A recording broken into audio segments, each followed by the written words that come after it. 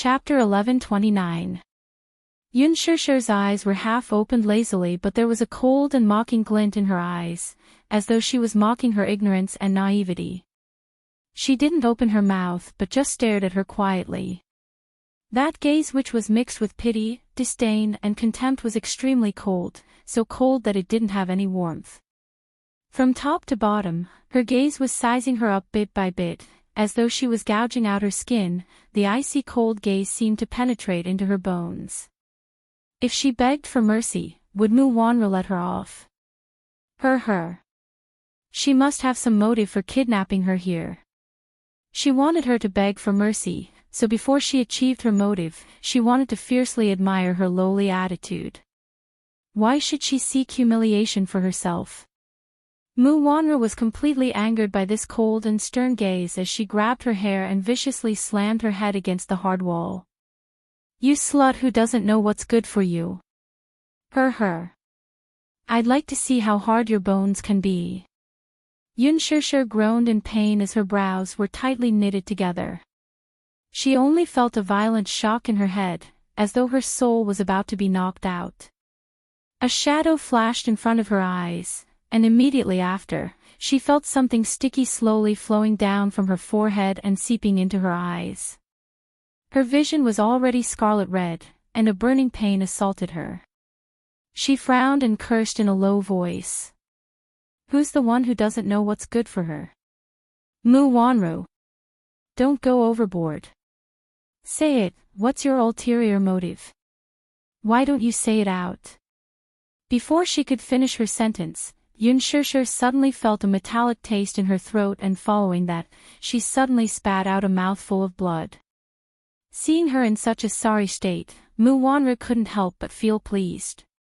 Her motive. You want to know? She suddenly leaned over and grabbed her hair viciously. Yun Shishir, do you believe that I can kill you right now? Yun Shishir turned her face away in disgust. She glanced at him from the corner of her eyes and coldly spat out two words, you want to kill me or torture me? Since I've fallen into your hands, I'll do whatever you want. Why are you spouting so much nonsense? How stubborn. Hee. If possible, I really want to kill you right now. However, it's not time yet. Haha. Mu Wanru, after pretending for so long, you finally revealed your ambition. However, you are really unbelievably naive. I'm even considering how you're going to die. Hearing her merciless ridicule, Mu Wanru flew into a rage out of humiliation and slapped her. Yun Shishir turned her head around fiercely and her face suffered a vicious slap. It stung and hurt as though it was on fire. She stared at him coldly and mocked, Mu Wanru, don't touch me with your dirty hands. I find it disgusting. Mu Wanru was flustered and exasperated. She had tied her up and brought her here and got someone to teach her a lesson. However, she had thought that when she came over, she would see Yun Shishir begging for mercy. Along the way, she couldn't help but look forward to the scene of this woman kneeling in front of her, kowtowing and begging for mercy. Just thinking about it made her feel extremely pleased. However, even though she was covered in injuries, she still had a calm and tranquil expression on her face. Mu Wanru could not help but feel infuriated. Yun Shishir, why don't you take a look at whose hands you've fallen into? Your mouth is still so cheap. Aren't you afraid that I'll tear your mouth apart? Chapter 1130. Yun Shishir pursed her lips and sneered. But she did not use words to agitate her. However, it was impossible for her to beg for mercy. Even if she had to die a quick and painless death, she would not seek humiliation. Mu Wanru suddenly smiled sinisterly. Yun Shishir, do you know how jealous I used to be of you? What right do you have to have such beautiful looks? What right do you have to gain the love of so many children without doing anything? What right do you have to have such a rich family background when we both come from humble backgrounds? Her words, however, left Yun Shishir baffled. It turned out that when she first entered the orphanage, there were many boys in the orphanage who secretly liked this beautiful little girl who had just arrived. However, even though Yun Shishir was an orphan with no one to rely on at that time, her temperament was innate. She was naturally elegant and had the temperament of a noble. Therefore, although many children admired her from the bottom of their hearts, they did not dare to get close to her because of their humble nature. Mu Wanru was extremely jealous. She had spent so many years in the Welfare Institute and put in so much effort to gain the trust and love of the children. What right did Yun Shishir have to snatch away the love that should have belonged to her just because of her looks? Why did the heavens give her so much love and give her so much? How could she not be jealous? But everything I have has been snatched away by you, hasn't it? Yun Shishir said coldly. Mu Wanru was stunned when she heard that, but she smiled. Indeed, it started from that jade pendant. Everything that originally belonged to Yun Shishir was taken away by her. She unscrupulously enjoyed the glory and wealth that did not belong to her. She enjoyed the endless love that did not belong to her. She even snatched away the happiness that should have belonged to her. If it were not for that freak combination of factors that led to the exchange of identities, Yun Shishir would have become Mu Yaja's fiancé. And she might have been adopted by an ordinary family and grown up in an ordinary family. However, even if he took everything away from her, so what? Mu Wanru originally thought that once she became Mu Yaja's fiancé, happiness would be within her reach. But what did she get in return? It was exploitation. He had been ruthlessly used as a chess piece. In order to make use of her, Mu Yaja had even taken away her rights as a mother. Only now did she realize that her so-called happiness was nothing more than an illusion. Mu Yaja had actually deceived her into losing her qualifications to be a mother. Infertility. How laughable was this lie? She had actually believed him and had even felt guilty towards him all this while. She even thought that it was all her fault that she couldn't give birth to a child for the Mu family. However, in the end, she was completely played in the palm of his hand. She loved him so much, but he ruthlessly used her and betrayed her. How stupid was she to trust the man she loved deeply without hesitation and treat him like a treasure? In the end, not to mention happiness, even that engagement was just a pretense. What about Yun Shishir? What right did she have to receive Mu Yaja's love? What right did she have to have so much, to have everything that made her jealous? Mu Wanru stared at her with a deadly stare, as if there was a raging fire of jealousy burning in her chest. Yun Shishir, to be honest, I used to be so jealous of you. Ha! Since Mu Yaja loves you so much, I'd like to see how far he can go for you. Chapter 1131. Mu Wanru's lips curled into a sinister and bloodthirsty smile. Take a guess. Since you're so important to him, do you think he'll give up the Mu family's inheritance for you? Yun Shishir was stunned. She suddenly realized that Mu Wanru intended to use her to blackmail Mu Yaja into giving up his right to inherit the Mu family. Mu Wanru, you're so despicable.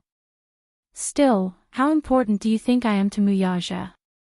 He won't give up his right to inherit the Mu family for me. I think you should give up. Yun Shishir said coldly. Mu Wanru cocked a brow and gave him a sinister smile. You alone may not be that important, but what about adding Yun Tianyu to the mix? Yun Shishir's face drained of blood and turned ghastly pale the moment she said that. What do you want? What do I want? Mu Wanru grabbed her face and said fiercely, I want Mu Yaja to give up his right to inherit the Mu family. You! Mu Wanru, you're despicable. Yun Shishir gritted her teeth.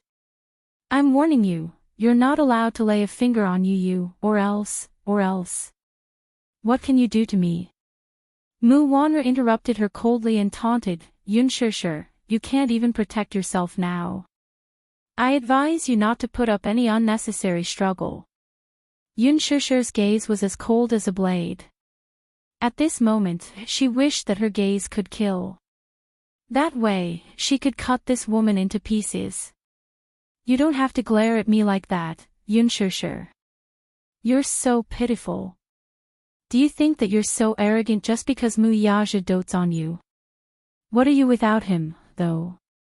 You're just a pitiful worm. Now, you're just struggling on your deathbed. Yun Shishir said coldly, Mu Wanru, I advise you not to play with fire. Haha. Yun Shishir, you should know your place. Right now, if you please me, I will be kind and torture you less before you die.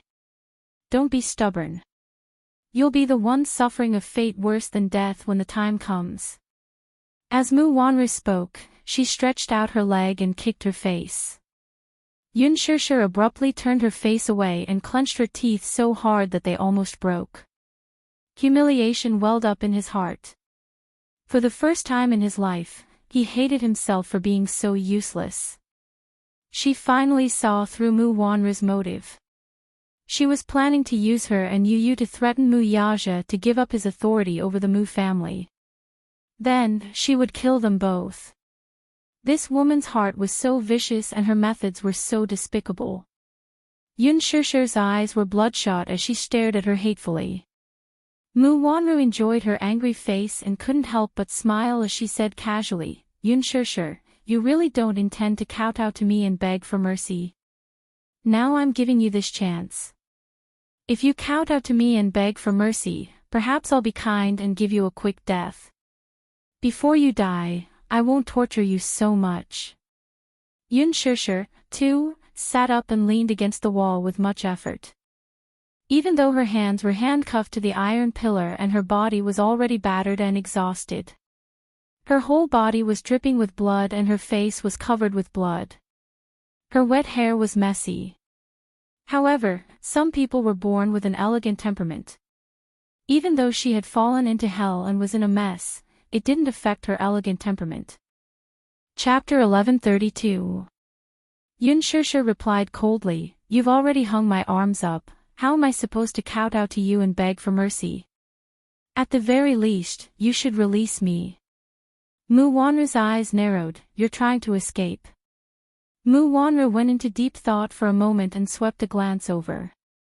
The man standing beside her immediately stepped forward and unlocked her handcuffs. You're not allowed to play any tricks. Yun Shishir's hands were released from the metal pillar and immediately handcuffed. She rubbed her wrists in pain and raised her eyes coldly, only to see Mu Wanru standing arrogantly in front of her with a complacent look on her face. Let's begin. Mu Wanru couldn't wait to see her lower her head and beg for mercy. Yun Shishir slowly took a few steps toward her. All of a sudden, she grabbed her by the collar and pushed her to the ground. Sitting on her body, Yun Shishir wrapped the handcuffs around her neck and strangled her fiercely. Mu Wanru had not expected that Yun Shishir would still dare to do such a thing under such circumstances. She couldn't react in time and was almost suffocated by the handcuffs. She struggled painfully as her legs kicked wildly and even her high heels were sent flying. A few men by the side immediately stepped forward to stop her, but Yun Shishir seemed to have turned ruthless. Even though her hair was being held tightly, she didn't release her grip. The handcuffs were locked tightly around Mu Wanru's neck and she used a lot of strength and very soon, a deep blood mark was formed. Yun Shishir lowered her head and stuck close to Mu Wanru's face as she looked into her eyes. The hatred in her eyes was obvious. Mu Wanru, since you're bent on killing me, then why don't you accompany me in death? How about that? You, let go. Because of the excessive suffocation, Mu Wanru's consciousness was in a mess and she couldn't even utter a coherent sentence as she kept struggling. She saw despair and hatred in Yun Shishir's eyes. Crazy. This woman is crazy. However, Yun Shishir knew that she was very clear-headed. She was not afraid of any threats. Death. However, she could not watch this woman hurt Yu. Yun Shishir suddenly pulled the iron chain and tightened it around Mu Wanru's neck. Mu Wanru's face was flushed red, and the veins on her forehead were bulging. She was on the verge of suffocating. She turned her head with a ferocious expression and struggled with her hands. The man beside her picked up a chair and smashed it on Yun Shishir's back. Bang! A sound was heard. One of the legs of the chair was broken. Wood chips flew everywhere. Dust flew in the dimly lit basement. Yun Shusher's body stiffened and she fainted. Mu Wanru was helped up by someone. She covered her throat and coughed violently. Her vision was blurry and her whole body was spinning. F*CK. B*TCH. She walked to Yun Shusher's side and stretched out her leg to kick her. However, when she lifted her leg, her whole body was in a mess. She kicked empty air and her body went limp as she fell to the ground. Mu Wanru cursed as she stood up from the ground. She picked up a wooden stick from the side and was about to teach her a lesson. However, her phone rang at the wrong time. Mu Wanru panted for a while and threw the wooden stick aside. She looked at the phone screen and saw that it was a call from Mu Xing. She immediately calmed her rapid breathing and picked up the call. Grandpa. Wanru, where did you go? Oh. Grandpa, don't worry, I'll be back soon. Where's that woman? Chapter 1133. There was a momentary panic in Mu Wanru's voice, but she quickly regained her composure. I've already put her under house arrest. Don't touch her for now. I have something to ask her when we have time, he said in a low voice. Mu Wanru sneered inwardly. I'm afraid there's no chance for that. Still, she said, okay, Grandpa. I'll be right back. Where's that child? That child was very distant to me and was very cold to me. I've asked Xiao Yichen to accompany him. Hopefully, it can open his heart. His tone was indescribably sad and dejected. Mu Wanru smiled and comforted him at once. Grandpa, don't be anxious. He's still young. Coming to an unfamiliar environment, he definitely needs time to adapt and get used to it. Besides, you've been separated from him for 7 years. You're still a stranger to him. He needs time to get to know each other. As time passes, feelings will develop. I hope so, he sighed. It's getting late, you should hurry back. Mu Wanru hung up the phone and instructed her subordinates, you guys, keep an eye on her, do you understand? They nodded in agreement. Mu Wanru then left. The door to the warehouse slowly closed. The men looked at each other before turning around and hanging Yun Shusher by her hands on a pillar. One of the men could not help taking a few more glances at her.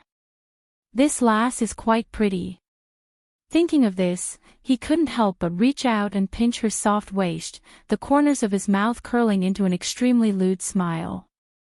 Another man hit his hand from the side. Don't move. Io, what do you mean by this? This woman is so pretty, can't we touch her?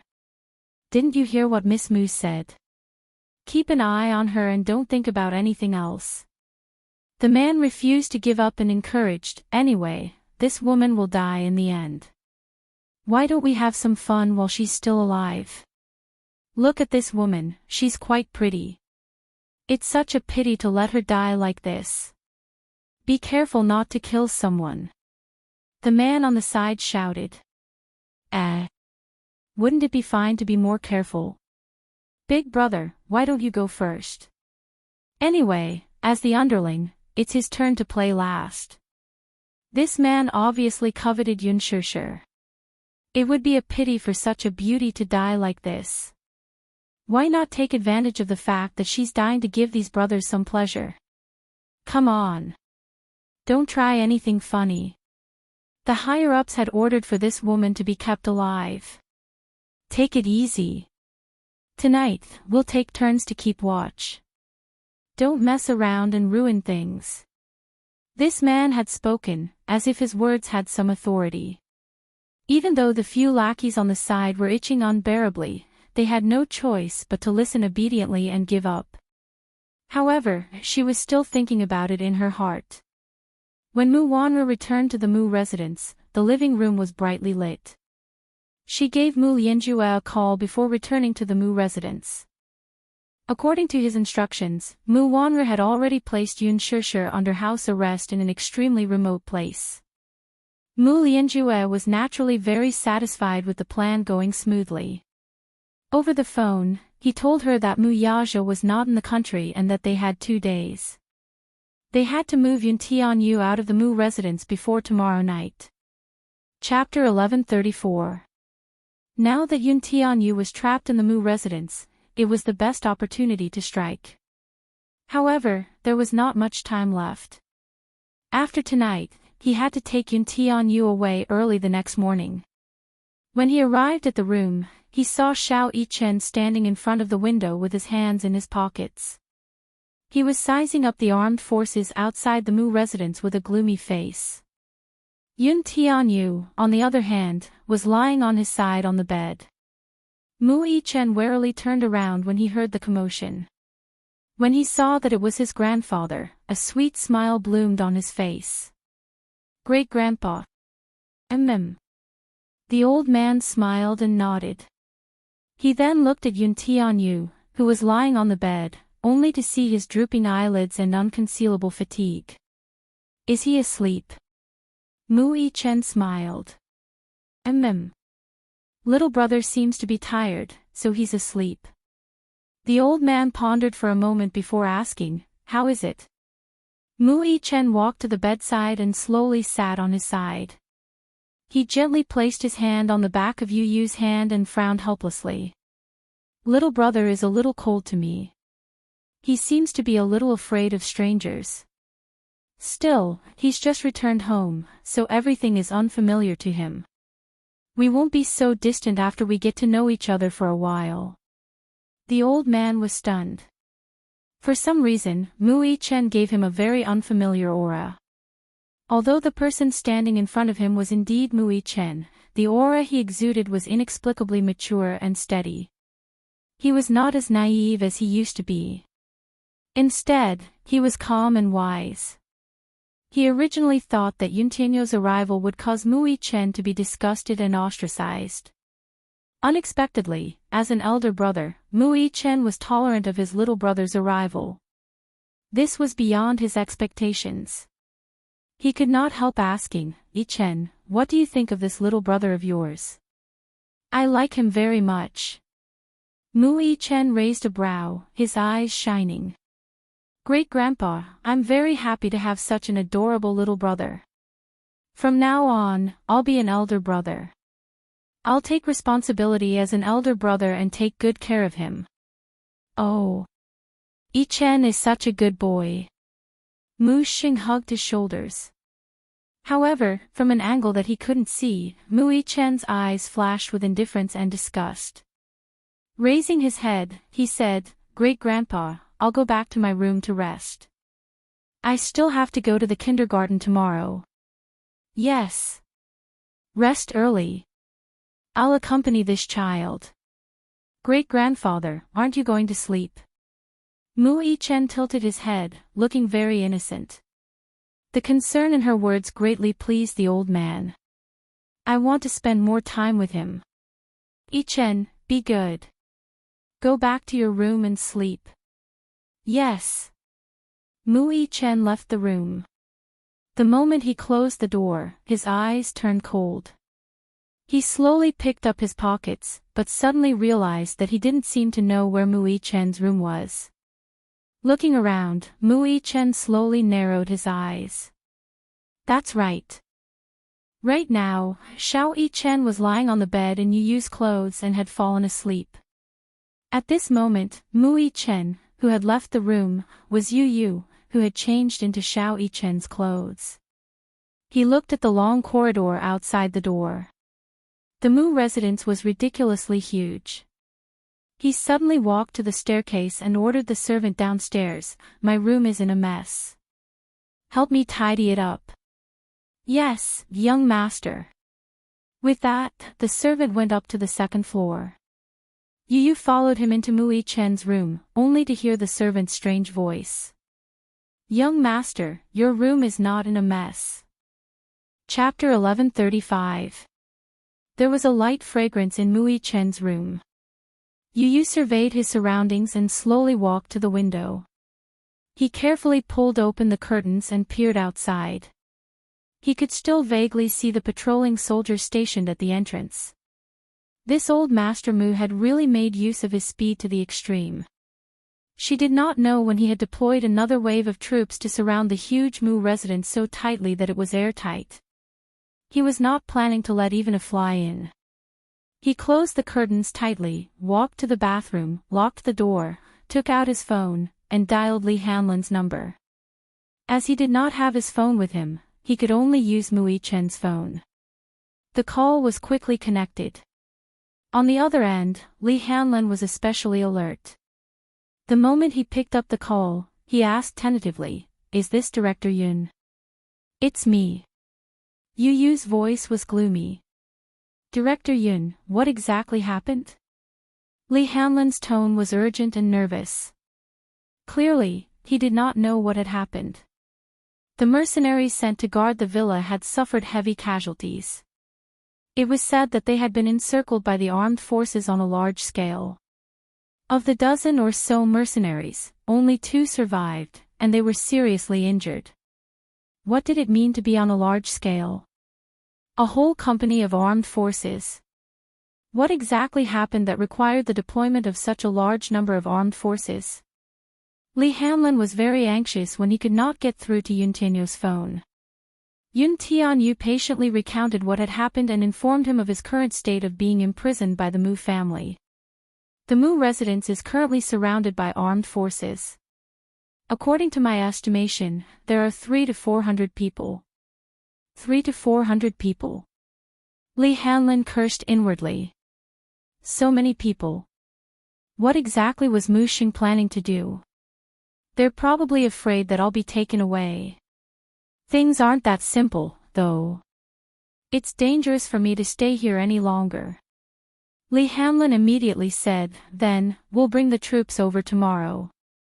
Hurricane's mercenary team should arrive in the capital tomorrow. Once they were in place, he would immediately rush to the Mu residence. Yun Tianyu, however, said in a low voice, "There's no need to mobilize so many people.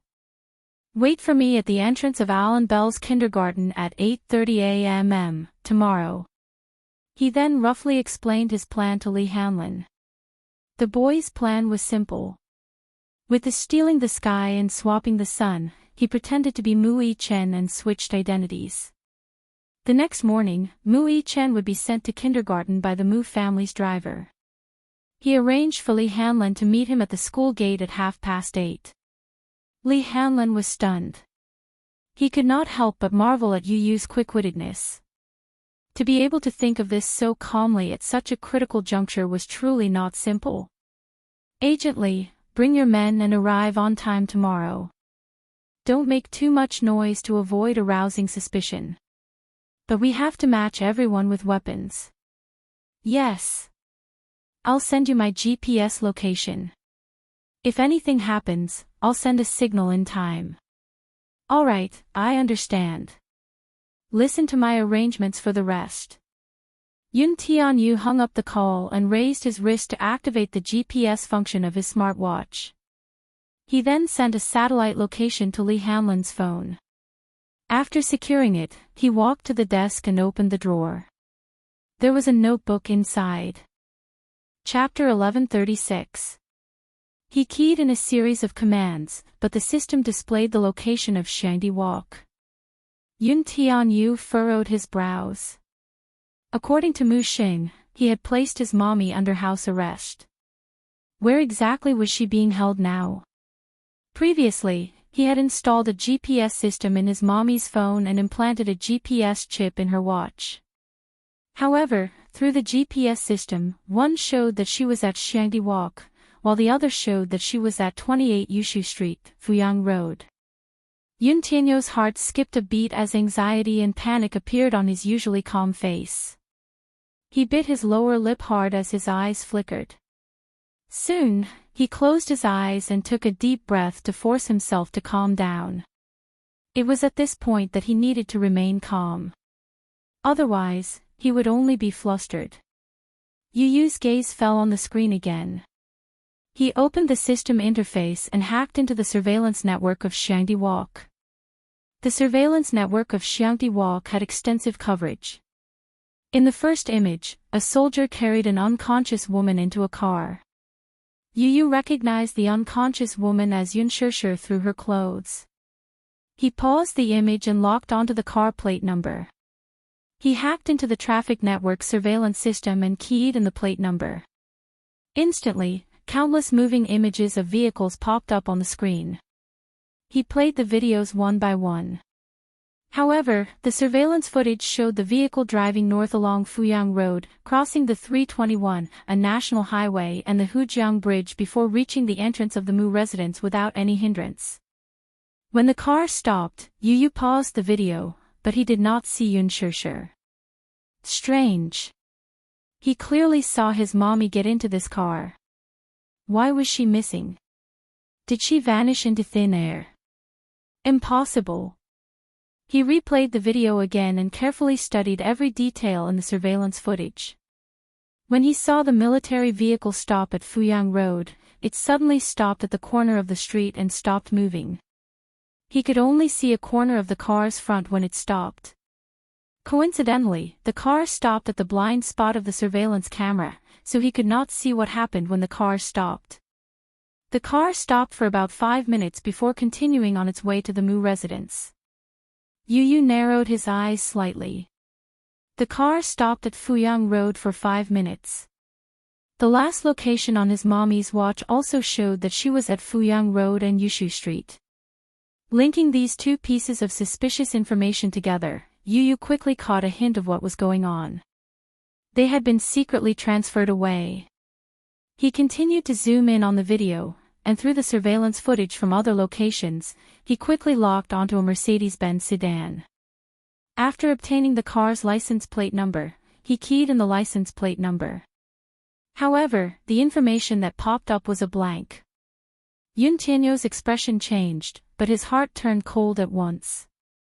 It seemed that this car had a fake license plate and the license plate was invalid. The city's transportation network system required real and valid license plate numbers to obtain information about the vehicle's movements.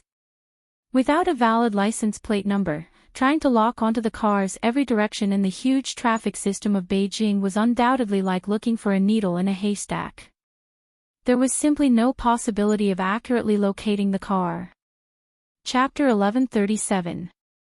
However, as it was at night, the clarity of the surveillance footage was limited. Moreover, the traffic was like water.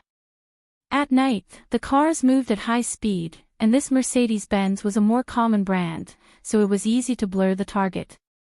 The only clue he had was like a stone sinking into the sea. A wave of despair washed over him. Yun Tianyu clenched his fists tightly as his face turned ghastly pale. Once again, he resented himself for not taking action in time and giving the enemy an opportunity. He stood up abruptly and walked to the window. His fierce gaze swept across the soldiers surrounding the entrance. He swore that if anything happened to his mother, he would do everything in his power to raze the entire Mu group to the ground overnight. Just as he was at his wit's end, he suddenly thought of something. A white light flashed across his mind. He suddenly recalled something. He returned to the computer and entered a series of commands. Through the GPS, he located Mu Wanru's car. It was a military 9918X Audi. The GPS showed that the Audi had been parked at the intersection of Fuyang Road and Yushu Street for 2 minutes. Soon, it drove away. This was a crucial clue. He was suspicious.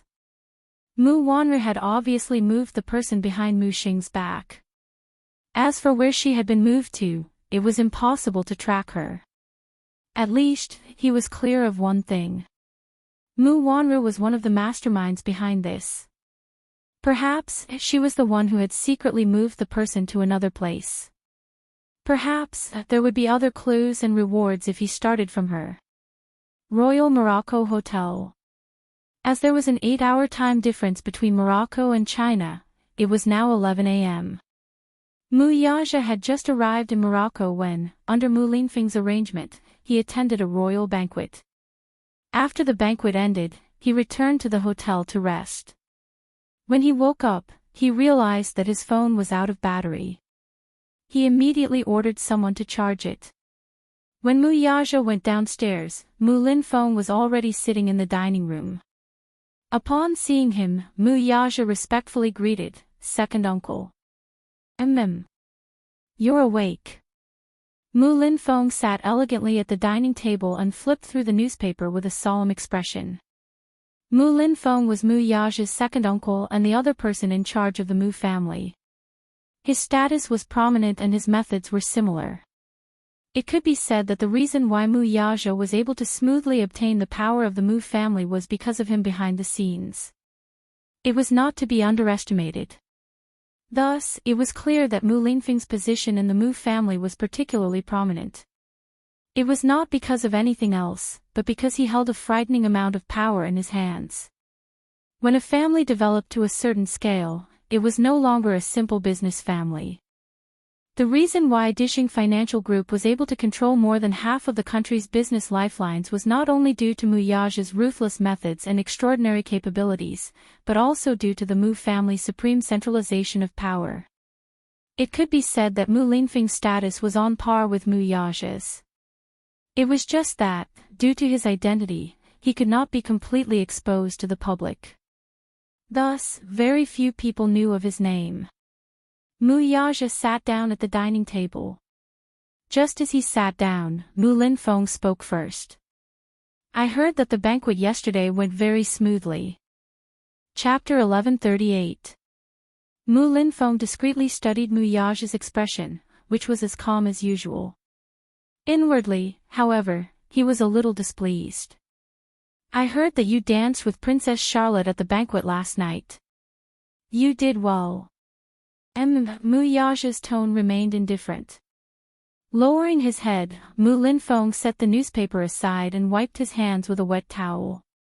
"This morning, Duke Hansbach of Morocco's imperial family hinted to me that Princess Charlotte has feelings for you.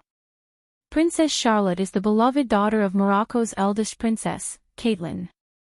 She has an outstanding appearance and a net worth of $1.2 billion. She's now the second in line to the throne. Arrange a time for you to meet her later. Try to get to know each other better." Mu Yaja's gaze froze. He abruptly looked up, his gaze cold. He suddenly understood why second uncle had specially summoned him to leave the country. He was trying to use his brain again. Mu Yaja was very displeased with Mu Linfeng's decision to arrange a relationship with the imperial family's princess on his own accord. However, given Mu Linfeng's seniority, he could not expose him openly. He merely said expressionlessly, "There's no need for a meeting, is there? I'll be returning home after tonight. I still have matters to attend to at the company." His cold refusal didn't surprise Mu Linfeng, but this response made him extremely displeased. "You have matters to attend to at the company?" Mu Linfeng was very displeased with his answer. He snorted and said casually, "I think you're the one who's thinking about that woman." Although he did not say it out loud, Mu Yaja was well aware of who he was referring to by that woman. A dangerous glint flashed across his eyes as he narrowed them. Even though the person sitting in front of him was second uncle of the Mu family, there was still a hint of displeasure in his tone. "You've investigated her." "I've investigated everyone around you." Mu Linfeng did not beat around the bush and went straight to the point. Mu Yaja's expression changed. His eyes turned slightly cold, but it only lasted for a fleeting moment before disappearing from his sight. Still, deep down, he still felt uncomfortable with Mu Linfeng's action. All of a sudden, Mu Linfeng lifted his head and knocked on the table with his fingertips. His tone revealed his dissatisfaction with Mu Yaja. "Yaja, you know that I've always thought highly of you. Among all the people in the Mu family, second uncle values you the most. I've done my best to help you become the head of the Mu family. After all, no matter if it was your ability or talent, second uncle believed in you." Only when Mu Group was handed over to you can we expand our territory even more. It's not like you don't know second uncle's ambitions. Your ambition is something that second uncle can see clearly. However, second uncle warned you earlier that no matter what you do, you have to use your brain to think before you do anything. It's not that I forbid you from having women. Men are hot-blooded. You're in the prime of your life, so you should have a few women by your side. You can have a woman, but not Yun Shishir. At the end of his words, Mu Linfeng emphasized the word not. His resolute attitude was not to be questioned. Chapter 1139. Second uncle, what do you mean by this? Although Mu Yaja knew what his uncle meant, he still wanted to clarify things. Yaja, I won't hide anything from you. In ancient times, Yun Shishir is a demoness who seduces the emperor's heart. She's a femme fatale. If you keep her by your side, she'll only become a hindrance to your ambition and a stumbling block.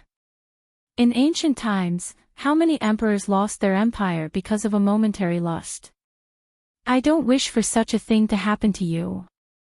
So, you have to break up with this woman immediately. You're not allowed to interact with her anymore before you're bewitched by her. No. Mu Yaja vetoed without hesitation. In his eyes, he had always been very clear about his woman and his career. He would not allow anyone to give him a hint.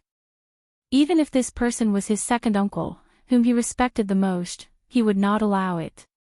Because he was very clear about this, he did not wish for anyone to interfere in this matter. Mu Linfeng's eyes flashed with shock and anger. Ha ha. Yaja, this is the first time you've defied my authority, and it's actually because of a woman. I'm a little disappointed. Mu Yaja's lips curled into a cold smirk.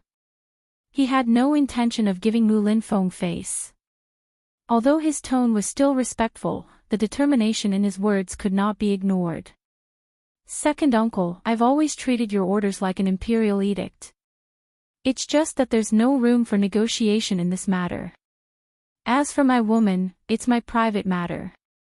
I hope you won't interfere in this matter. Mu Linfeng's face turned cold in an instant. Mu Yaja did not seem to be afraid of his cold, knife-like glare.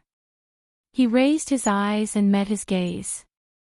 His eyes were as calm as still water. After a silent confrontation, Mu Linfeng snorted. Mu Linfeng snorted coldly, his tone revealing a hint of danger. Why don't you take a good look at your current status? You're not young anymore, and you've already come this far. I won't let you mess around no matter what. After a pause, he continued. Actually, if it were in the past, I wouldn't have objected to you finding a woman. Furthermore, I know your character very well. You would never break the rules because of a woman. However, the things you've done during this period of time are indeed a bit too much. It's not that second uncle wants to criticize you, but what you've done has truly disappointed second uncle. He was referring to the fact that some time ago, because of Yun Shishir, he had even exchanged fire with the Song family. Jiang Qiming was especially dissatisfied with this. Even though Song Jinghua didn't say it out loud, he put it into action. As for the development of several plots of land, they had not given their approval for a long time. This caused Di Xing to suffer a great loss. Of course, Mu Linfeng didn't care about such a small loss. However, in his eyes, Mu Yaja's actions were already out of line. For a long time, the Mu family's territory had been greatly expanded due to the support of various parties. Because of such a trivial matter, Mu Yaja did not hesitate to offend the Mu Jia. Mu Linfeng was naturally displeased. It was not that he had not warned Mu Yaja, but Mu Yaja did not seem to take it to heart at all. This time, he had summoned him to Morocco in hopes that he could cultivate a relationship with Princess Charlotte. Chapter 1140. If the Mu family could form a marriage alliance with the Morocco royal family, the benefits it would bring to the Mu family would be unprecedented. However, this fellow did not seem to care about this matter at all. Mu Linfeng's dissatisfaction with him had reached its limit. This woman is very dangerous. She has no background and no power. She'll only be a burden and a stumbling block if she stays by your side. She won't benefit you at all. Mu Linfeng's words were not without reason. He was worried that if his nephew cared too much about this woman, she would definitely become his Achilles heel. Once a person had an Achilles heel, things would be different. In the past, Mu Yaja was swift and decisive in his actions. His methods were hard and ruthless, and he only cared about benefits and not feelings. This was also why he could become a strong candidate for the position of the Mu family's head. If he had another Achilles heel, it would undoubtedly be fatal. Mu Yaja remained silent and did not say a word. Mu Linfeng spoke again, guiding him patiently. I have to give you a piece of advice. As the saying goes, it's lonely at the top. Many people are coveting your position now. If you make one wrong move, you might lose everything. Since this woman's existence will endanger you, I can't let this matter rest. I can't ignore it. Don't be foolish because you're obsessed with her. If you fall from such a high place, you'll be smashed to pieces. Mu Linfeng's tone was very heavy, but each word was like a gem. In just a few words, he had brought up the severity of the matter. Mu Yaja was momentarily speechless. Mu Linfeng was speaking from the perspective of his own interests. Every word and sentence had his own considerations. After all, it was just as the saying went, it's lonely at the top. The more one stood at the top, the more one could not have any Achilles heel, lest others take advantage of them. Mu Linfeng's words were very pertinent, but Mu Yaja did not dare to agree. However, in this situation, he had to leave some face for this senior of high status. Therefore, after a while, he said in a deep voice, Second uncle, I know what I'm doing and what I'm doing. Mu Yaja's words were like a boulder that had been hanging in Mu Linfeng's heart. He laughed a few times and then said with satisfaction, hee hee. If you can say that, it means that you won't disappoint second uncle. Yaja, I have high hopes for you. Don't let second uncle down. Mu Yaja had just put down the newspaper when the servant rushed downstairs with his phone. Chairman Mu, you have a missed call. The servant respectfully handed the phone to him. Mu Yaja unlocked the screen and saw that there were more than 10 missed calls. 3 of them were from Xiao Yichen. His expression couldn't help but become alert. It was not because of anything else but the fact that little Yichen rarely called her unless it was something important. Just as he was about to call back, he suddenly remembered the time difference in the country. It was still the middle of the night. It was probably time for the little fellow to sleep. Therefore, he did not call back immediately. Just as he put down the phone, it suddenly rang. Mu Yaja frowned and picked up the call. On the other end was Qin Zhou's anxious voice. Chairman Mu, Shishir is missing. What? He stood up abruptly, only to realize that he was too agitated and attracted Mu Linfeng's attention. Chapter 1141. It said that someone from the military came and kidnapped her last night. As for her whereabouts, there's still no news. Chairman Mu, where are you? Is it convenient for you to return? Qin Zhou, who had always been calm, could not hide the anxiety in his voice. Mu Yaja's brows furrowed. Military. Mu Yaja's first suspicion was Mu Linfeng. However, on second thought, it was impossible. Mu Linfeng would not do such a thing. From a certain point of view, this second uncle respected him a lot. Even if he did not want any hidden dangers around him, he would not kidnap his woman without a word. Have you sent someone to look for her? I have, but we haven't been able to find her. Wait for me.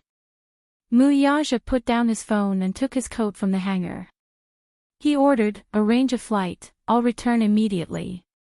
What do you intend to do now that you're back? Mu Linfeng suddenly raised his head with suspicion in his eyes. Why are you in such a hurry? Did something happen? It's something important. Humph. Don't tell me it has something to do with that woman. Mu Linfeng asked suspiciously. Mu Yaja remained silent for a while, but he did not say anything. However, the moment Mu Linfeng glanced at him, he knew that his rush back had something to do with Yun Shishir. Hence, he said coldly, "You're not allowed to go back. There's an important banquet tomorrow, and you must attend it." "Second uncle, I'm sorry. I'm afraid I can't attend the banquet." "Sorry," Mu Yaja said as he walked to the door. "Stop right there." Mu Linfeng was livid as he slammed the table and stood up. Mu Yaja stopped in his tracks, but he did not turn around. However, his back stiffened. Mu Linfeng stood up abruptly and left the table. He walked behind him with a cold expression. "Yaja, this isn't like you. What do you want to do now that you're back?" "Second uncle, I'll give you a satisfactory explanation later, but I have to go back now." With that, Mu Yaja left in a hurry. Mu Linfeng stared fixedly at his back view. His eyes slowly narrowed as a dangerous glint flashed across them. This woman was indeed a scourge if she was left alive. Look at how his nephew was bewitched to the point where his soul left his body. The gloomy underground warehouse was damp and dusty. Yun Shishir struggled to open her eyes. The pain seeped into her bones, and her entire heart was trembling. The slightest movement tugged at his wound, causing him to feel an intense pain. Accompanied by a hoarse gasp, in the darkness, a pair of frightened eyes suddenly opened. A beam of moonlight reflected into the eyes, and the pupils suddenly shrank and contracted violently.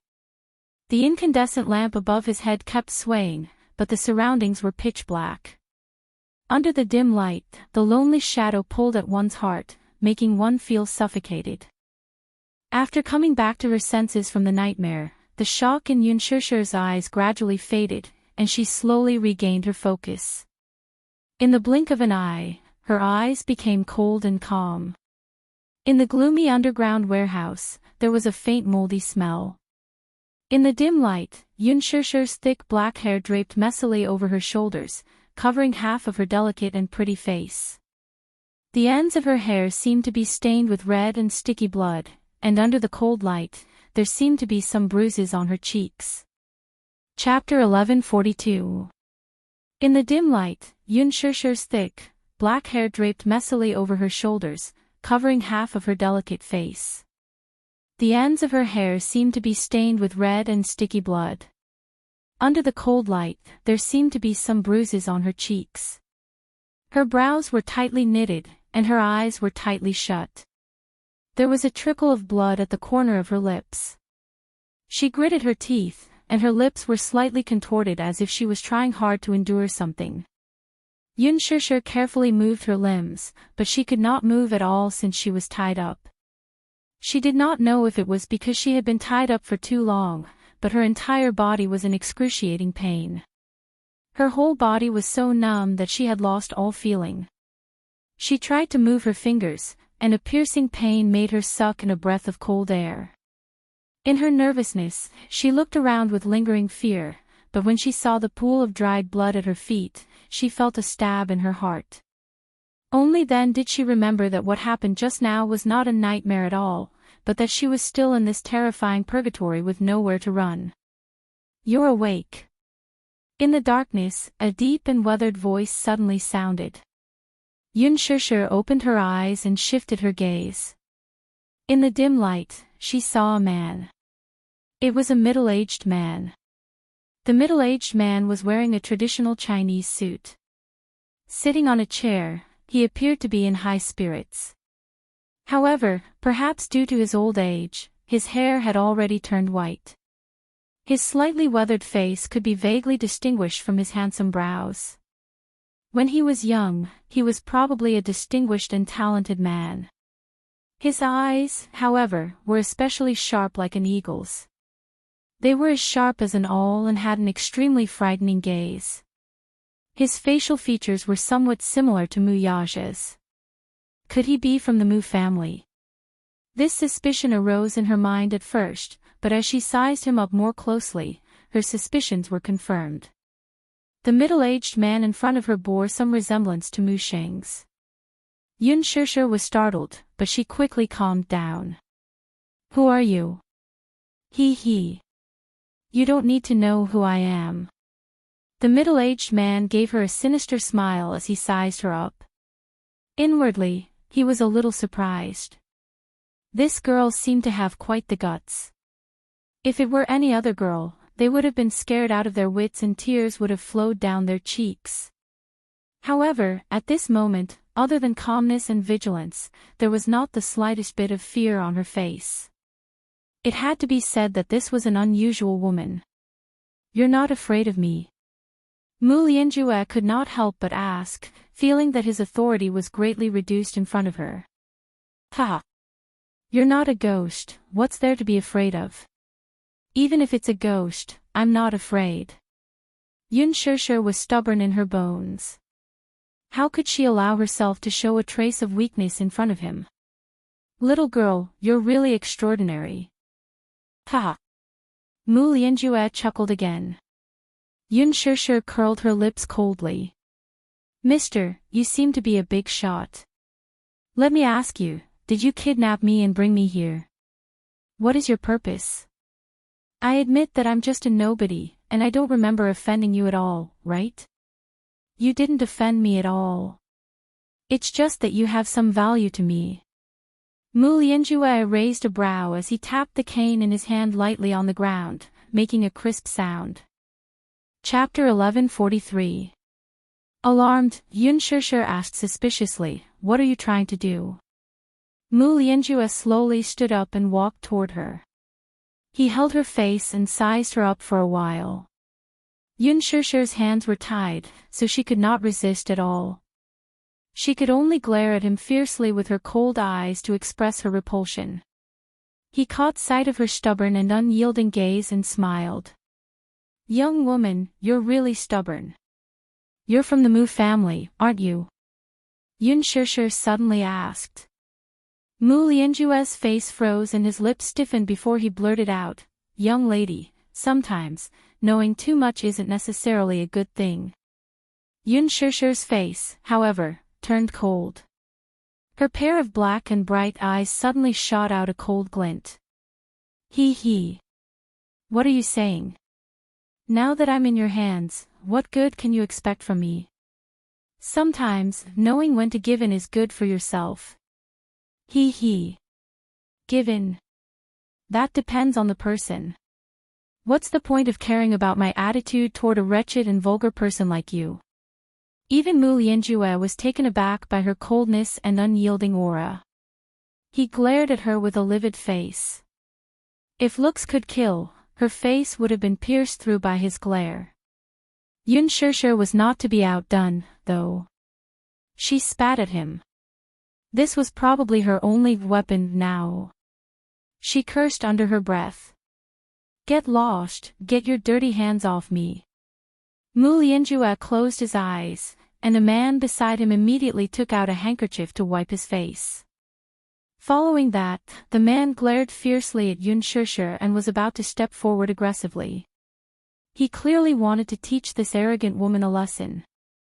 Mu Lianjue stopped him, though. Wait. The man was stunned for a moment before saying indignantly, Fourth Master.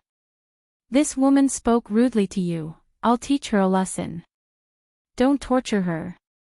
Just because she's tough doesn't mean that she's tough. Keep her alive, I still have use for her.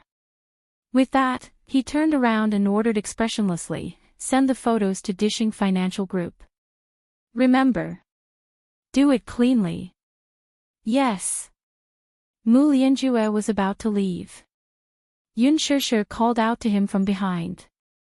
Hey! He paused in his steps and turned around. She narrowed her eyes.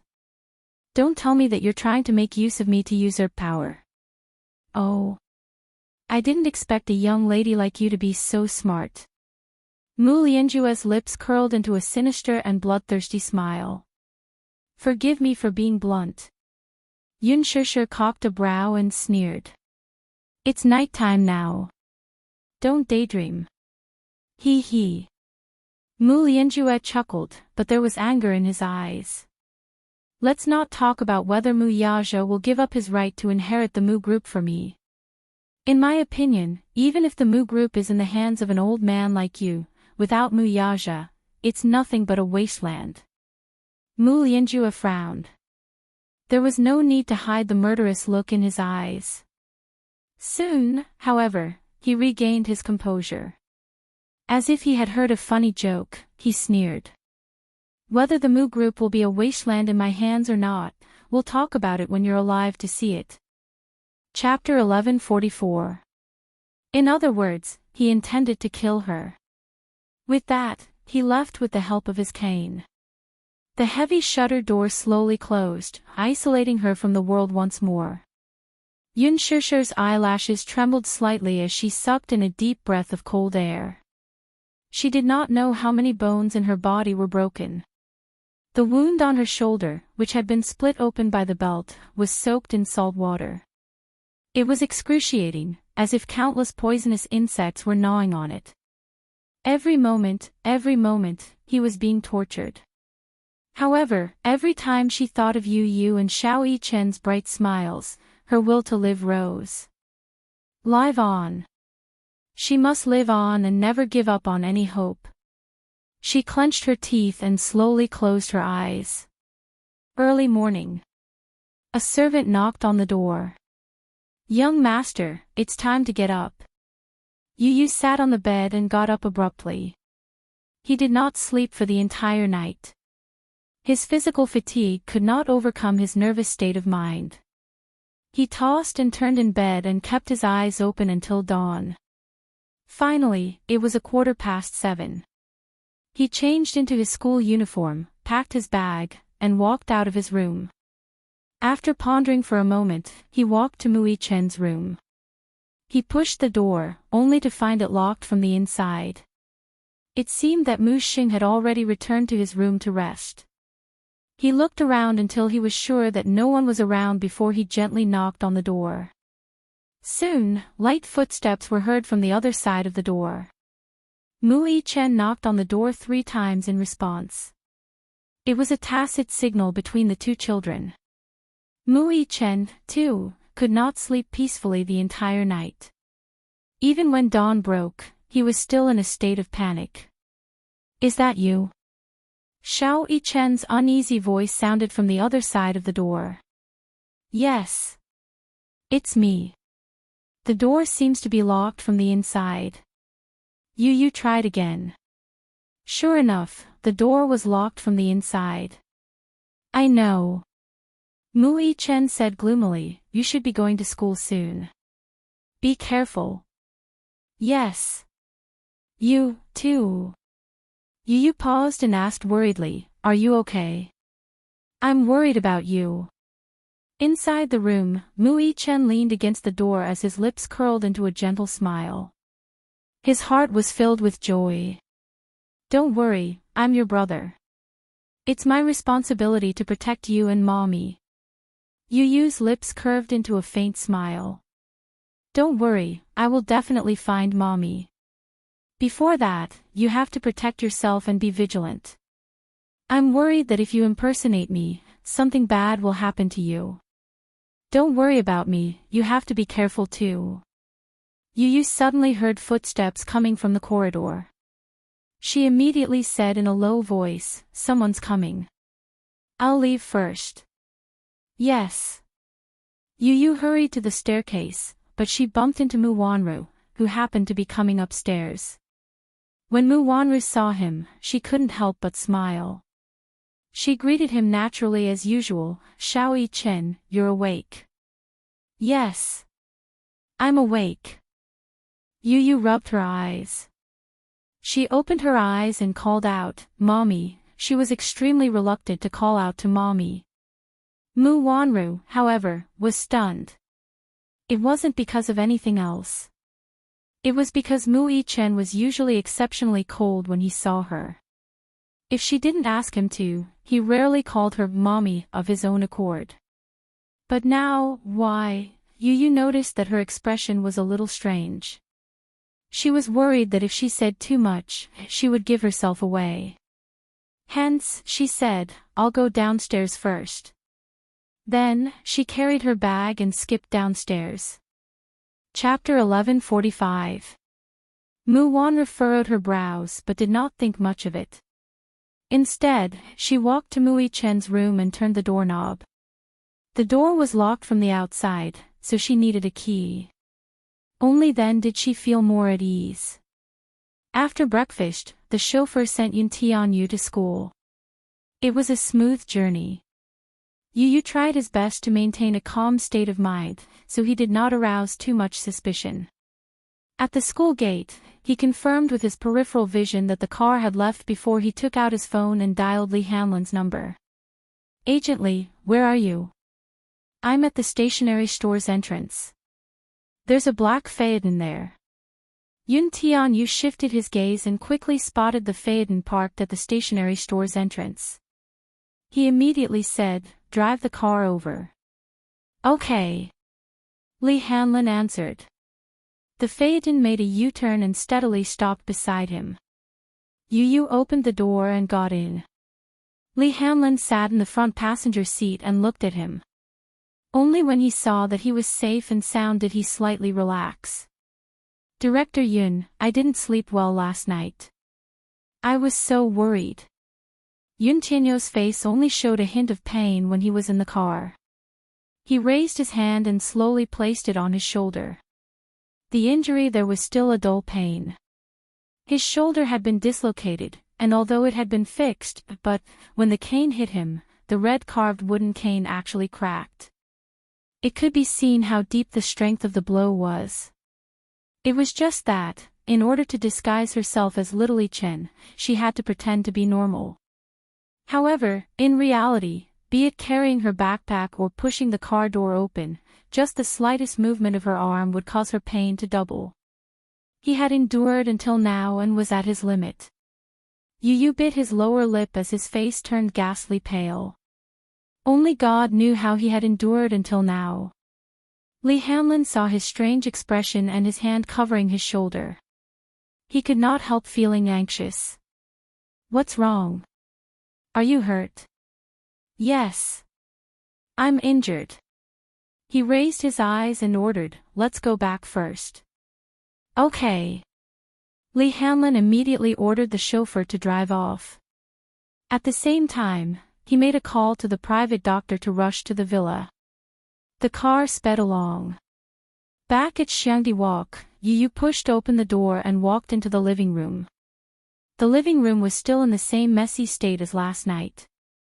Li Hanlon immediately ordered people to clean up. The red carved wooden cane was still on the ground. He picked it up and looked at it.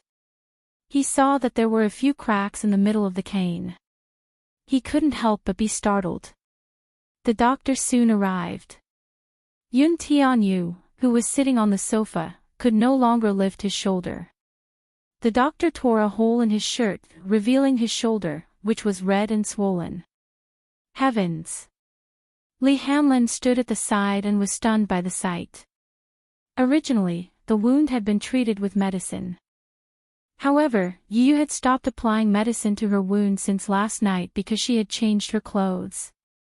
Of course, the consequences of stopping the medicine were quite direct and tragic.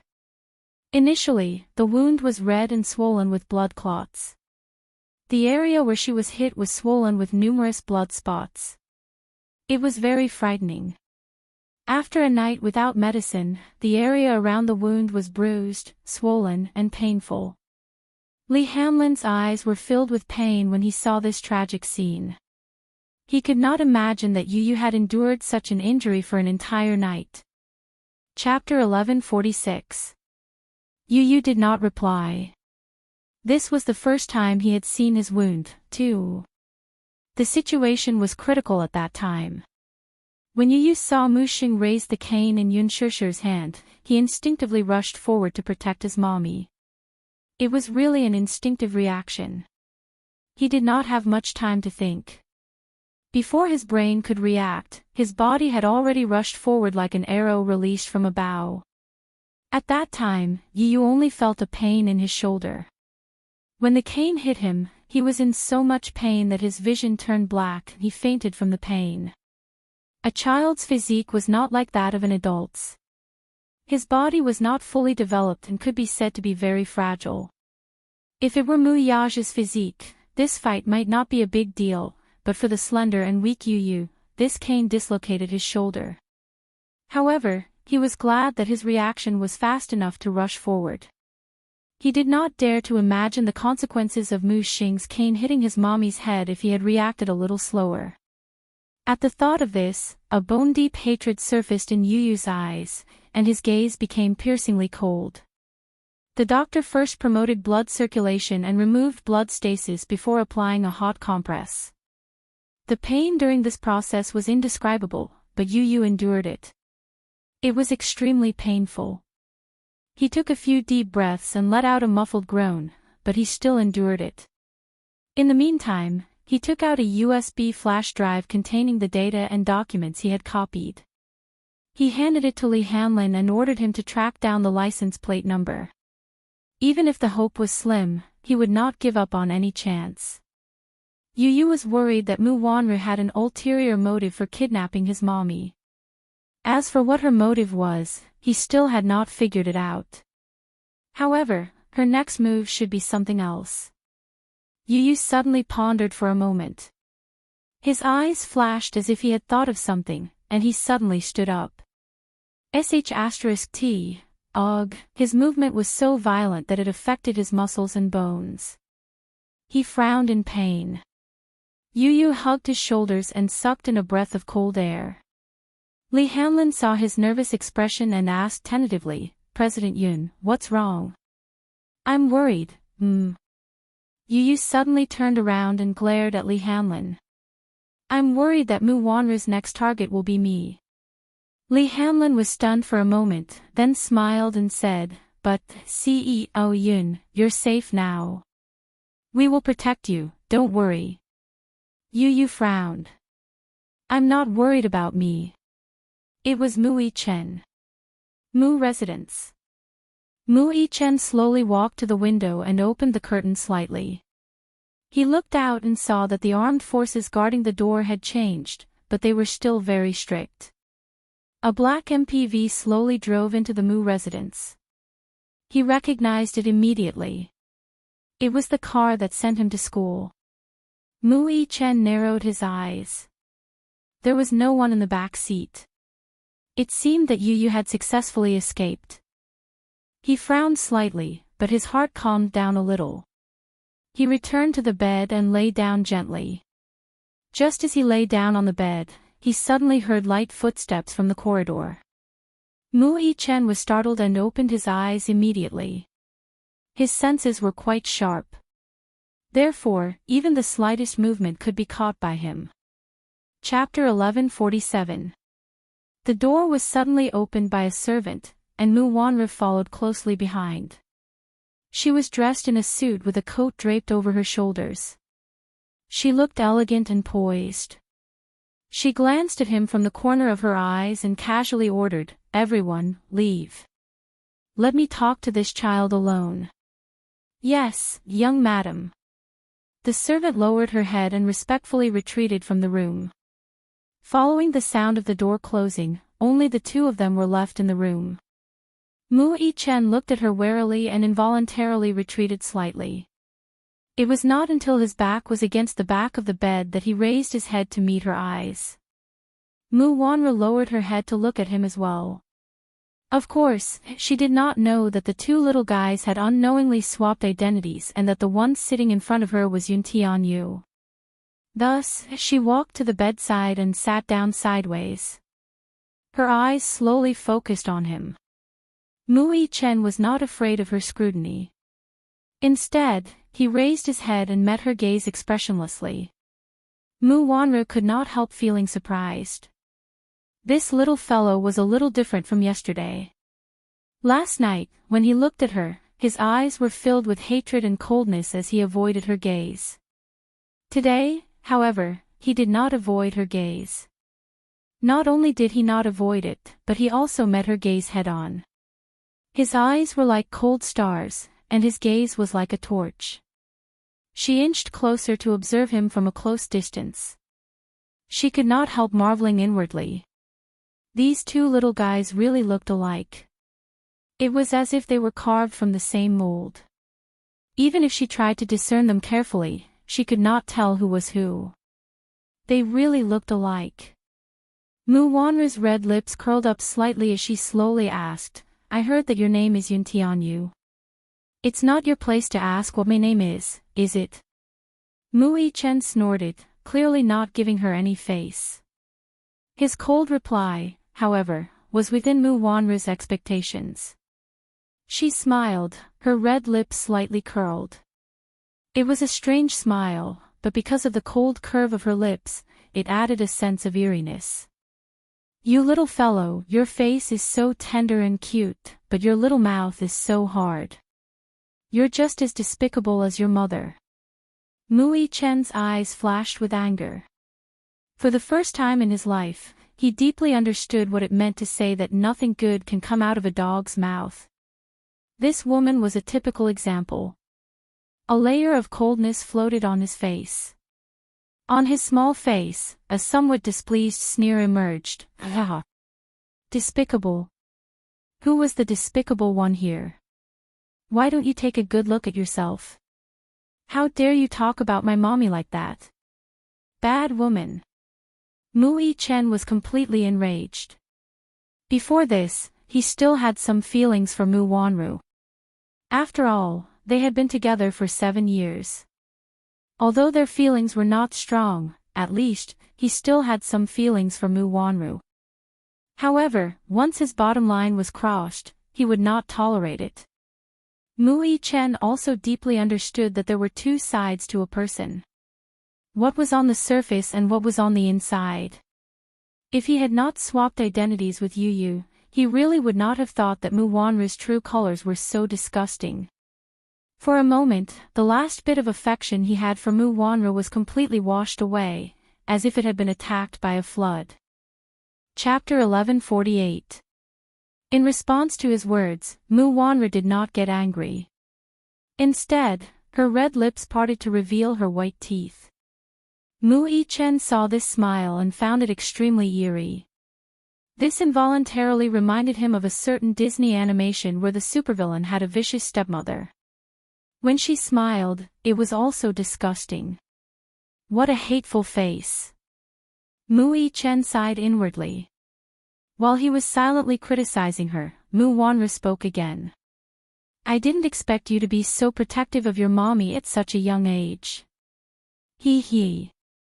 You're a filial child." Mu Yichen raised a brow. Her words were like looking at flowers in a fog. For a moment, he did not know what she was trying to say. However, she suddenly asked, "Do you want to see your mommy?" Hearing this, Mu Yichen's eyes narrowed and his voice deepened. "Where is she?" Mu Wanru smiled coldly with a smug and arrogant expression on her face. "You don't need to know where she is. If you want to meet her, I'll bring you there." Mu Yichen opened his mouth to speak but hesitated. His eyes slowly narrowed, and he could not help taking a few more glances at her. Of course, he wanted to go. Because he was worried about his mommy, he could not sleep the whole night. He tossed and turned in bed, not knowing her whereabouts. She said that she could bring him to meet her. Mu Yichen really wanted to go, even though he knew that Mu Wanru might have ulterior motives. After all, after seeing through Mu Wanru's true colors, he was keenly aware that her motive was not pure. Yu Yu had previously warned him. When the car that sent him to school returned and he was not in it, it meant that he had safely escaped. Since he had escaped safely, there was no need for him to disguise himself as him. After all, in the current situation, restoring his identity was the safest option. Although the Mu residence was heavily guarded by the armed forces, their target was Yun Tianyu and not him. He was safe. However, Mu Wanru told him that she could take him to see mommy. Mu Yi-chen's heart stirred. He was somewhat shaken. He knew that his concern would cause him to panic, but his heart would not be at ease if he did not receive any news from his mommy. Mu Yi-chen pondered for a moment and suddenly looked at her suspiciously. His eyes were probing. Don't tell me you have some ulterior motive. What motive do you think I have for you? Mu Wanru smiled contemptuously.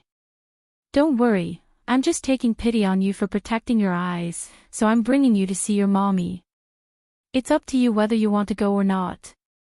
This sentence had the intention of loosening the reins only to grasp them better. Mu Yi-chen gritted his teeth and said without hesitation, fine. Take me there. But I'm warning you, don't play any tricks. Mu Wanru sneered. This little rascal actually sternly warned her not to play any tricks. He was just a weak little rascal, what right did he have to warn her? With Mu Wanru's identity, she could naturally enter and leave the Mu residence freely. It was not difficult for her to bring Mu Yi-chen out of the residence without anyone noticing. The car was very far away from the Mu residence. Mu Yi-chen was asked to cover his eyes. Cover your eyes. Was she worried that he would remember the route? Chapter 1149. Mu Yi-chen gave a cold harumph but didn't resist as he covered his eyes. Did she think that by covering his eyes, he wouldn't be able to remember the journey? During field training, he had to travel back and forth in the forest blindfolded without any tools to tell the direction. He was no stranger to this kind of training. Hence, Mu Yi-chen cooperatively covered his eyes with the blindfold. His cooperation surprised Mu Wanru. This child was too well behaved. But a child was still a child after all. He was so gullible that he took the bait with just a few words. Mu Wanru was so pleased with herself as she lowered her head to look at Mu Yi-chen's fair and handsome face. Her eyes were suddenly filled with a sinister and cold luster.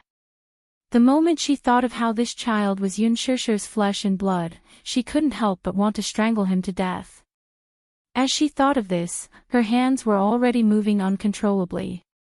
Mu Wanru suddenly stretched out her hand and tried to strangle him by the throat. However, before her fingertips could touch his neck, Mu Yi-chen suddenly turned his hand and raised his hand to hold her hand tightly. His hand was small and tender, but for some unknown reason, when he held her hand tightly, those 5 seemingly delicate fingers contained such a terrifying power. So much so that when he held her hand, he used so much strength that it was as if he wanted to break her fingers.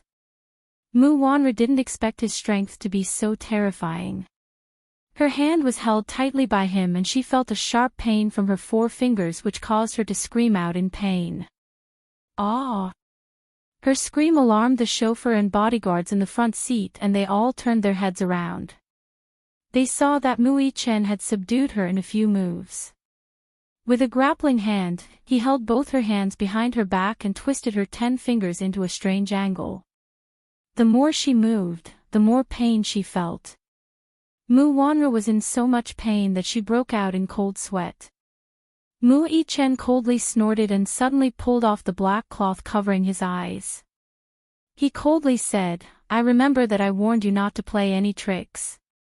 His voice was cold and deep, and his pair of beautiful black and white eyes revealed a bit of killing intent. "You, let go." Mu Yi-chen sneered and twisted the black silk cloth around her hand. The way he tied her up was a standard grappling technique. The knot was not a traditional dead knot. The more she struggled, the tighter the knot was. Mu Wanru shouted coldly, "What are you waiting for? What are you waiting for?" Just as she finished speaking, Mu Yi-chen was 1 step ahead of the bodyguard in the front passenger seat.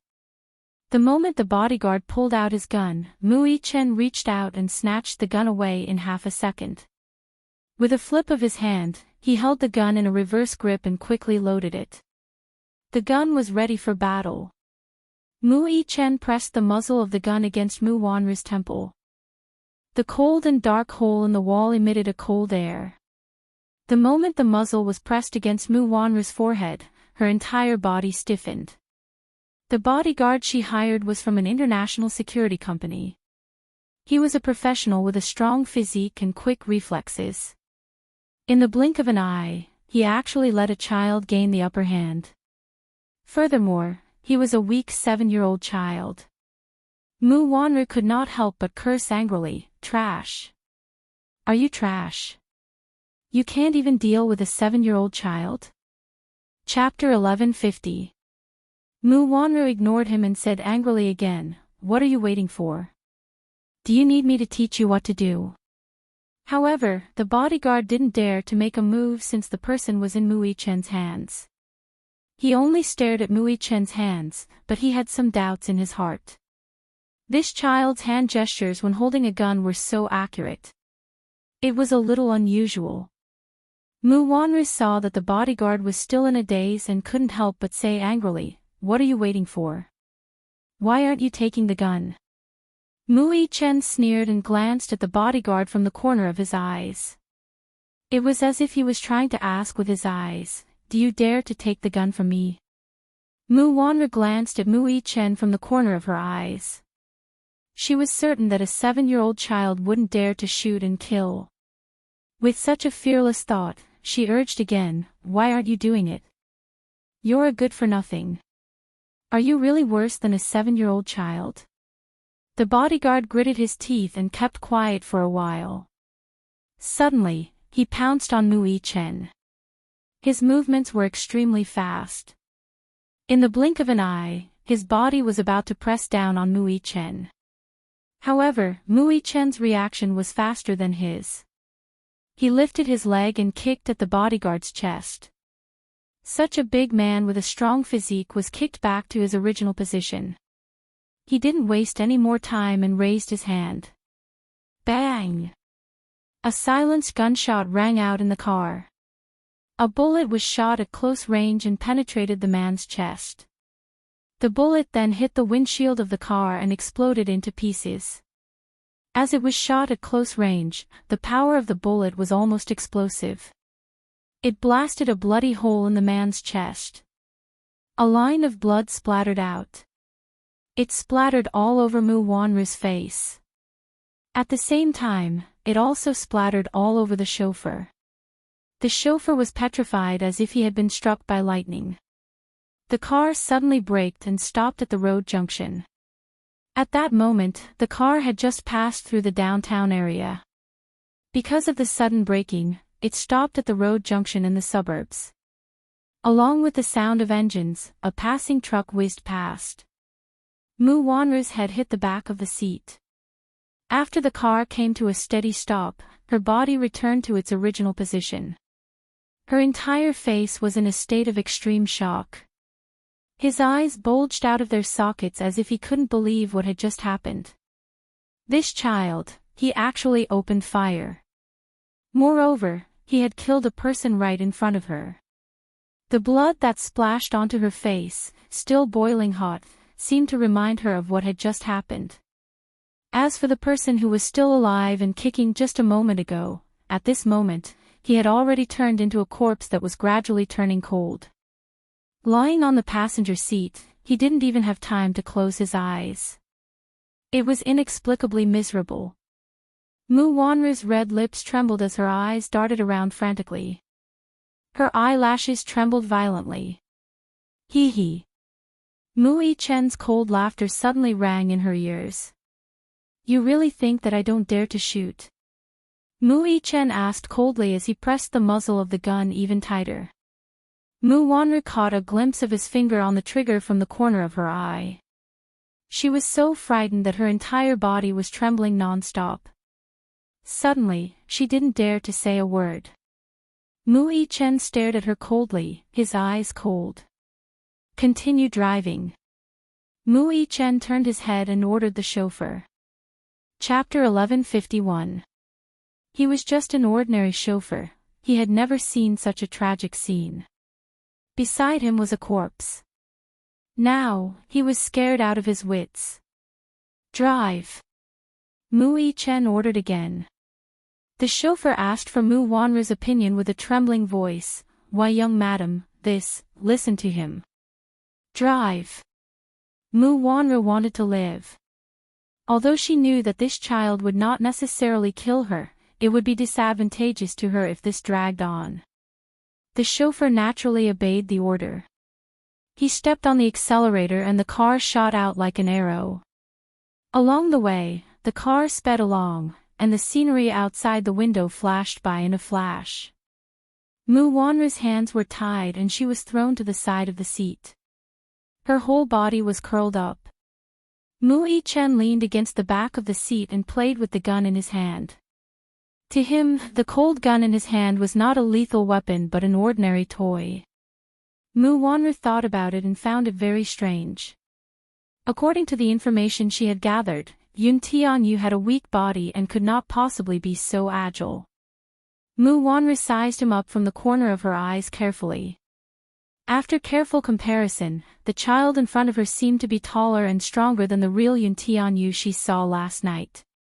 She suddenly recalled something. The child in front of her had such sharp reflexes and such a cold gaze, but it made her think of someone. Could it be Mu Yichen? She was startled and silently uttered his name. Mu Yichen's eyes darted around coldly. What's wrong? It's really you. Mu Wanru was so shocked that her face turned ghastly pale. She hated herself for her slow reaction and even more for her carelessness. She had known Mu Yichen for 7 years, yet she had mistaken him for Yun Tianyu just because the two children had swapped clothes. Mu Wanru suddenly recalled Yun Tianyu's awkward greeting in front of her this morning. At that time, she had vaguely sensed that something was wrong, but she didn't think too much about it. It was probably because she subconsciously thought that 2 7-year-old children wouldn't be able to scheme to this extent. But now, he was deeply shocked by the quick-wittedness of the two children. How could ordinary children think of this? Mu Wanru gritted her teeth so hard that she almost crushed them. She hated herself for being careless. Mu Yichen, however, thought coldly that if he had not swapped identities with Yun Tianyu, he would not be able to see this woman's true and ugly face. The car drove to Kongzhuang Bridge when the phone suddenly rang. It was from Mu Wanru's bag. Mu Yichen opened her bag and took out her phone, only to see an unknown number on the screen. He frowned and cast a sidelong glance at her. Who's calling? Mu Wanru remained silent.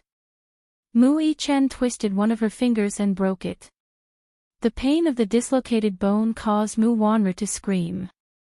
The driver was startled by the sudden scream and broke out in a cold sweat. The car swerved slightly. Mu Wanru broke out in a cold sweat. It's probably fourth uncle. Answer it. Mu Yichen put the phone to her ear and warned coldly, don't say anything else. Answer the call the way you should. Got it? I'll remember it. Chapter 1152. Mu Wanru bit her red lip and hurriedly nodded. Why yes. Mu Yichen swiped the screen to answer the call and turned on the speakerphone. How could he give Mu Wanru a chance to play tricks? He turned on the speakerphone right away. He wanted to hear what they had to say. Fourth uncle. Mu Lianjue's voice sounded from the other end. Where's the child? He's already in the car. I'm already on my way there. Mu Wanru's voice still carried a tinge of fear. Mu Lianjue, on the other hand, was sharp and alert. What's wrong with your voice? It sounds a little weird. Mu Yichen pressed the muzzle of the gun against her acupoint and squeezed it a little.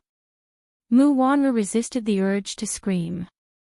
She knew very well that if she screamed, even if Mu Yichen did not kill her, he would definitely break a few of her bones. Thus, she tried her best to suppress the trembling in her voice and smiled. It's nothing. I just caught a cold, so my voice is a little hoarse. Where's Mu Xing? Has he taken his medicine? I've already given it to him. Where is he now? In the bedroom. He. I heard that Mu Yaja is on his way back to the country. Everything is going according to my plan. Don't mess it up. Once I get the share transfer agreement, I won't forget to reward you. Mu Wanra's red lips parted, but at this moment, the smile on her face was as ugly as it could be. Her voice was also filled with indescribable bitterness. Hee hee. Hee hee. Wanra thanks fourth uncle first. The call was quickly hung up. After hearing the entire call, Mu Yichen's face turned colder. Did you do something to the great master's medicine? He suddenly spoke, but his voice was abruptly frosty. In an instant, the car seemed to be in an ice cellar. It was bone-chilling. Mu Wanru pursed her lips and nodded slightly in tacit agreement. Then, she tried her best to emphasize, I was also forced to do so. I don't want to hurt Grandpa. Do you think I'll believe you? Mu Yichen loaded the gun and asked, what is your purpose? Speak. It's not me, no matter what your motive is, why did you kidnap my mommy? With the muzzle pressed down, Mu Wanru could even feel the cold air coming from the gun hole. She was so scared that she screamed, I'll talk. Speak. Mu Wanru licked her dry lips and told her everything about Mu Lianjue's plan. It turned out that Mu Lianjue's ambition was to take over the majority of the Mu Group's shares. Currently, he did not hold much of the company's shares, only 8%. Thus, even though he was a member of the Mu family, his seat and speaking rights on the board of directors were extremely weak. Hence, he became a little ambitious. He did not care for the position of the Mu family's head. What he wanted was the 70% shares in Mu Yaja's hands. 70%. Just think about it. Even if Mu Lianjue eventually became the head of the Mu family, Mu Yaja still held the majority of the shares in the huge Dishing Financial Group. In the end, the entire Dishing Financial Group was under Mu Yaja's control. Even if he became the head of the Mu family, he did not have much say in the company's business. Chapter 1153. Using Yun Shishir and Yun Tianyu to force Mu Yaja to hand over all his shares. This move could be said to be extremely ruthless. Alas, Mu Wanru still had a trick up her sleeve. She did not mention that even if Mu Yaja handed over his shares, Mu Lianjue might not let Yun Shishir and Yun Tianyu off. The mother and son's final outcome was a dead end. There was no room for negotiation. Mu Yichen turned pale with fright when he heard this. This game of chess was really well played. If he forced his father to hand over the Mu Group's shares, his father would fall to the bottom of the valley overnight and be smashed to pieces. This Mu Lianjue was truly a wolf with a terrifying ambition. Where is mommy hidden? Mu Yichen pressed again. Mu Wanru shook her head. I don't know. Mu Yichen's eyes flashed with anger as he punched her in the face. You really don't know. Don't try to lie to me. Aren't you bringing me to mommy now? Mu Wanru howled in pain. She was so frightened that tears fell from her eyes as she cried, I really don't know. That place is in the middle of nowhere. There's no name, and even the GPS can't locate it. It's a very remote place, I really can't tell where it is. Just as she finished speaking, she suddenly coughed and spat out a mouthful of blood. Mu Yichen's punch had actually broken a few of her front teeth. Mu Wanru was still in a state of shock as she stared at the few white teeth amidst the blood. Where did Mu Yichen get his strength from? Don't play tricks. Mu Yichen coldly said. Do you really think that I won't dare to shoot you? It's true. I'm really not lying to you. Even if you shoot me with bullets, I really don't know where that place is. At this point, do I still need to hide anything from you? Mu Yichen pursed his lips and sneered. He suddenly raised his wrist, activated the DPS tracking function on his watch, and sent a tracking message to Yun Tianyu's watch. The car sped along. His signal would be transmitted to Yun Tianyu's watch every 1 kilometer. Mu Yichen put away his gun. Mu Wanru heaved a sigh of relief when she saw his action. Just now, she was so frightened by him that she almost wet her pants. Mu Wanru wanted to cry but had no tears. She never thought that she would be defeated by a child. The car was still moving at a high speed. However, as time passed, the scene outside the window became more and more desolate. It seemed that this was a rather remote place. Mu Yichen looked at his watch. The GPS signal was getting weaker in the wilderness. Mu Wanru did not lie to him. In such a desolate area, even if he wanted to, it would be difficult for him to pinpoint the location accurately. 10 minutes later, the car stopped at a deserted place. Mu Yichen put the rope around Mu Wanru's neck and pulled her out of the car as if he were leading a dog. Mu Wanru suddenly felt a sharp pain in her neck. She felt strangled and suffocated as she rolled out of the car. "Bring me there," Mu Yichen ordered. His height did not reach her chest, so Mu Wanru had to lower her body to cooperate with him as she carefully followed behind him. At this moment, she firmly believed that even if this boy did not have a gun, he could easily kill her. Chapter 1154. Following Mu Wanru's direction, Mu Yichen arrived at the entrance of the warehouse. He kicked the door open with all his might. Soon, a commotion could be heard from inside. "Who is it?" A man's questioning voice could be heard from inside. He didn't open the door for everyone who came. Mu Yichen tugged at the rope around Mu Wanru's neck. Mu Wanru cried out in pain and hurriedly shouted, "It's me. Quickly open the door. Quickly." A series of noises could be heard from inside. The door to the warehouse slowly opened. Mu Yichen grabbed Mu Wanru and pressed the loaded gun in his hand against her forehead. Mu Wanru had undoubtedly become his hostage. If everything went smoothly, he could use Mu Wanru as an exchange to redeem his mother. Even though he knew that this move was a little dangerous, he was still very confident that he could bring his mother out of this unscathed. Perhaps, from a certain point of view, Mu Yichen was smart at times, but this intelligence did not seem to be thoughtful enough. Mu Wanru was indeed a hostage in his hands. However, he did not think carefully about whether Mu Wanru or Yun Shishir was more important to Mu Lianjue. To him, Yun Shishir could be exchanged for Mu Yaji's shares. Mu Wanru, on the other hand, was merely a chess piece that was not important to him. Once she lost her value, she was a chess piece that could be casually discarded. She was not worthy of his attention at all. Hence, Mu Yichen's current thinking was a little too naive. Could he use Mu Wanru as a bargaining chip to redeem Yun Shishir?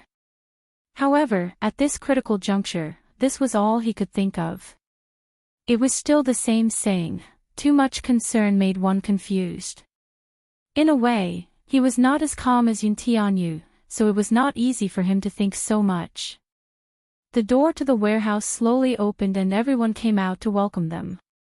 However, when they saw Mu Yichen standing at the door, their gazes fell on Mu Wanru, who was being held by him. They were confused and did not immediately understand the situation. What was going on? Mu Wanru raised her head and saw them. She could not help crying out, "Save! Save her! Quickly save her! Shut up!" Mu Yichen turned his head and swept a glance at the group standing at the door. All of them were tall and muscular, especially the man who stood at the head of the group. He had a scar across his entire face, making him look ferocious and terrifying. He pursed his lips and asked coldly, "Where is she? Where did this little brat come from? He's still wet behind the ears. Look at him, he hasn't weaned yet, right? What is he up to now?" A man in the crowd sneered mercilessly. This person was none other than the man who had wanted to defile Yun Shishir that day. He looked at Mu Yichen with disdain as he sneered at him. However, before he could finish his words, Mu Yichen raised his hand and pulled the trigger. Along with the sound of a gunshot, a bullet pierced through the air, and in a split second, the bullet accurately hit his glabella. That man still had a contemptuous sneer on his face, but a bloody hole suddenly appeared between his brows. The back of his head exploded, and red and white blood splattered on the people beside him. After the bullet pierced his glabella, it hit a man behind him and penetrated his shoulder. Chapter 1155. Mu Yi-chen was holding a desert eagle in his hand. It was very powerful and had a considerable lethality. The sound of a gunshot left everyone dumbfounded. The man who was shot between the eyebrows fell to the ground weakly and stopped breathing. Circles of blood rippled out, but it was real and dazzling. Everyone was inexplicably shocked. Who would have thought that a 7-year-old child could raise his hand and shoot so accurately and hit someone between the eyebrows? His shooting skills were so outstanding. Such terrifying shooting skills could only be achieved by adults who had received professional training. How did this child do it? While admiring Mu Yi-chen's outstanding shooting skills, the leader of the knife-scarred men looked carefully again and saw Mu Yi-chen holding Mu Wanru. He narrowed his eyes and recognized this woman who had been ravaged beyond recognition. She was half his master, and a trace of nervousness appeared on his face. Where is she? Mu Yi-chen raised his arrogant chin slightly and signaled to them with a pair of cold eyes. His thin lips opened slightly and a cold voice escaped. Take me to see her. See who? The knife-scarred man was stunned. Perhaps it was hard to imagine such a strange scene in front of him at this moment. A 7-year-old child holding an adult woman in his hands and pointing a gun at her. He was mature and steady, but it was not like a child of this age at all. Mu Yi-chen was too lazy to talk to them. The muzzle of the gun was pressed against Mu Wanru's temple. Such a threatening action, but Mu Wanru was not happy with it. She was so scared that her legs were trembling. She hurriedly shouted, "Take him to see Yunshishir." Why aren't you taking him to see her?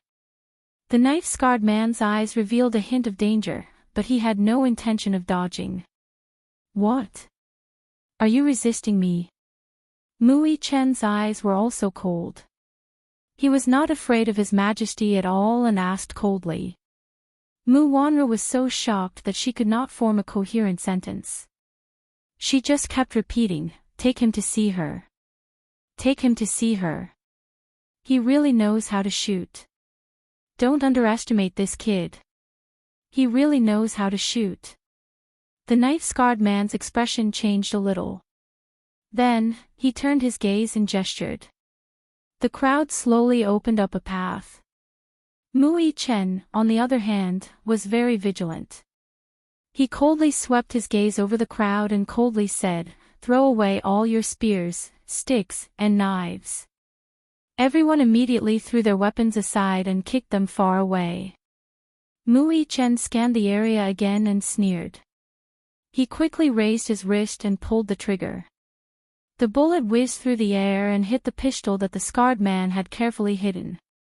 Pang! Sparks flew in all directions from the friction of metal. He threw the pistol on the ground as if it was scalding his hand.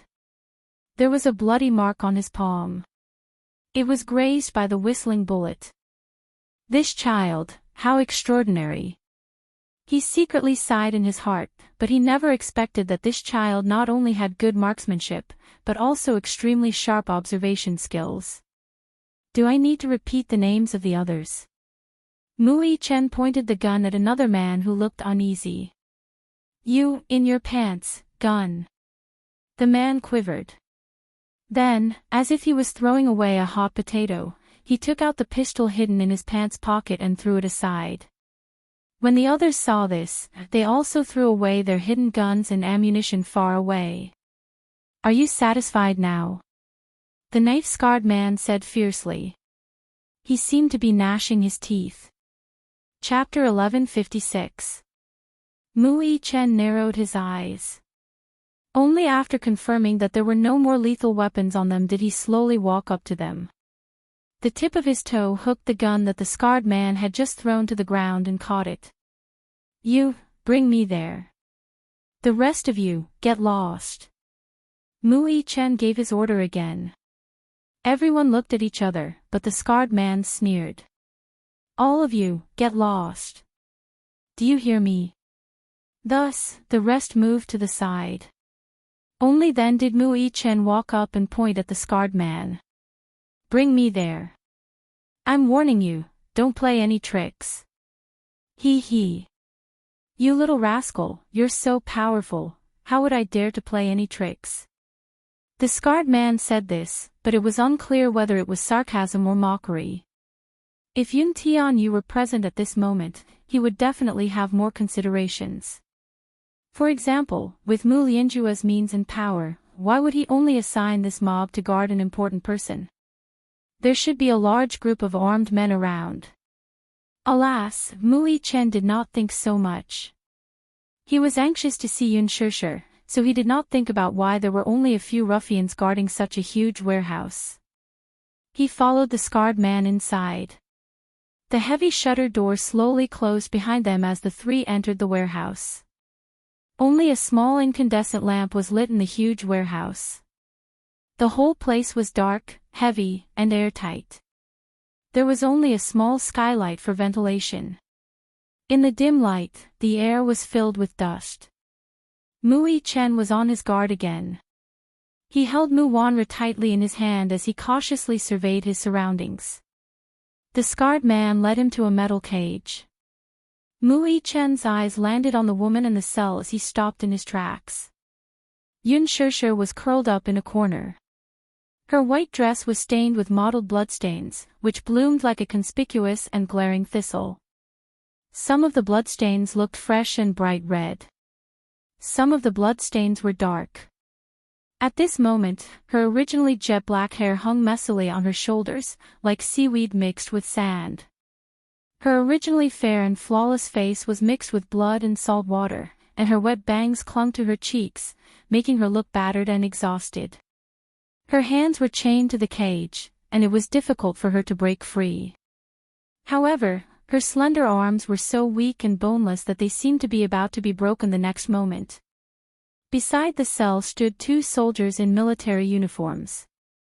They were fully armed, and their expressions were cold and stern. They stood upright.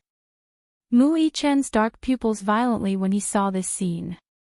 Anger flashed across his face as he raised his gun, grabbed Mu Wanru's hair, and pointed it at her eyebrows. Is it you? Are you the one who tortured her?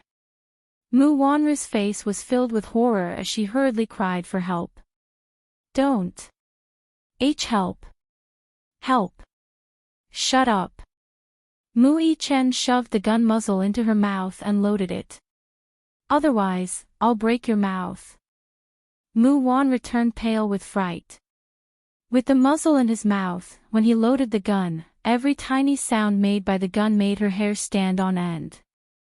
Chapter 1157. She didn't want to die. Mu Wanru screamed in despair in her heart. Her eyes were wide open, and large drops of tears fell from her eyes.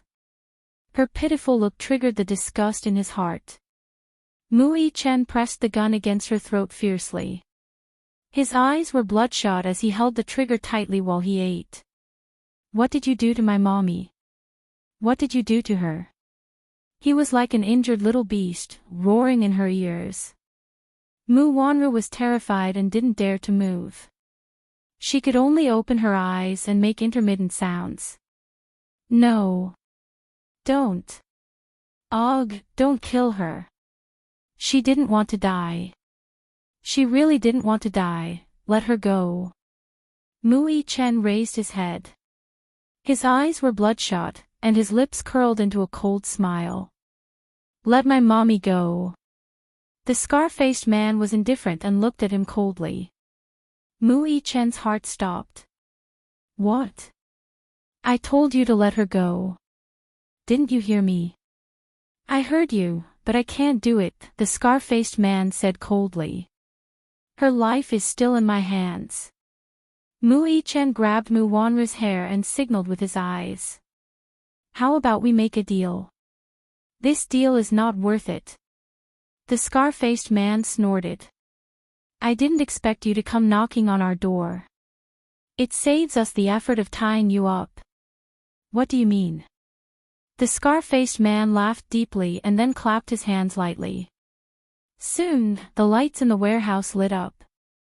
As the lights lit up, the darkness retreated. In the warehouse, more than 10 armed forces were exposed under the lights. Every one of them was fully armed and looked alert. Mu Yi-chen's eyes swept across the room, only to be stunned.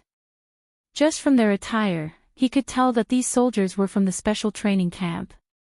Their combat power was definitely not to be underestimated. The scar-faced man sneered. "Ha! Do you think you can walk out of here unscathed? A child is a child after all, extremely naive." Mu Yi-chen gritted his teeth. His eyes seemed to be dyed with blood. Because of his suppressed anger, his entire body was trembling. The knife-scarred man looked at his face with satisfaction and smiled slightly. His gaze then fell on Mu Wanru and he said bluntly, "As for the woman in your hands, you can kill her or torture her as you wish. In any case, it's impossible for us to release him." Mu Yi-chen sucked in a deep breath of cold air as his furious gaze landed on Mu Wanru's face. He was disappointed in her and hated her to the core. Even though he wasn't related to this woman by blood, he still had some feelings for her. At this moment, his heart was filled with mixed feelings. Over the past 7 years, the pain and regret of acknowledging a thief as his mother, coupled with the pain and injuries his mother suffered, made his heart surge with indescribable pain. How hateful! He wished he could shoot her to death. Mu Yi-chen pressed the muzzle of the gun against her forehead and was about to pull the trigger when Mu Wanru screamed and cried, "Don't kill me! Don't kill me! Xiao Yi-chen, do you really have the heart to kill me?" Chapter 1158. Don't! Mu Wanru screamed again. Her shrill voice reverberated in the warehouse. Mu Yi-chen's lips were cold, but his fingers were trembling on the trigger. Mu Wanru put down her pride and begged, "Don't kill me. I'm your mommy. I'm your mommy," Mu Yi-chen shouted, "Shut up. You're not my mommy." Mu Wanru's face froze for a moment before her lips curled into a bitter smile. "Yes, sir. Yes. You're not my biological child. But do you know why? It's because Mu Yaja lied to me. Your daddy lied to me and said that I'm infertile. He lied to me so bitterly, that's why I hate him so much. That's not an excuse for you to hurt my mommy. Listen to me. Listen to me." Mu Wanru tried to calm him down and said in a gentle voice, "Xiao Yi-chen, don't you remember? When you were born, I was the one who held you in my arms. Not her." Mu Yi-chen was stunned, and his eyes flickered. Mu Wanru saw a hint of wavering in his eyes and was secretly delighted. She put on a pitiful look and said tearfully, "When you first learned how to walk, you always fell down. You've been very resilient since you were young. Even if it hurts, you won't cry and will hold back your tears. I was the one who held you in my arms and comforted you over and over again. Have you forgotten?" He never forgot. He had a conscience, so he admitted that although Mu Wanru didn't treat him like her own, she took good care of him. "When your daddy sent you to the special training camp, I always stood up and objected. It was because I couldn't bear to see you suffer and get hurt.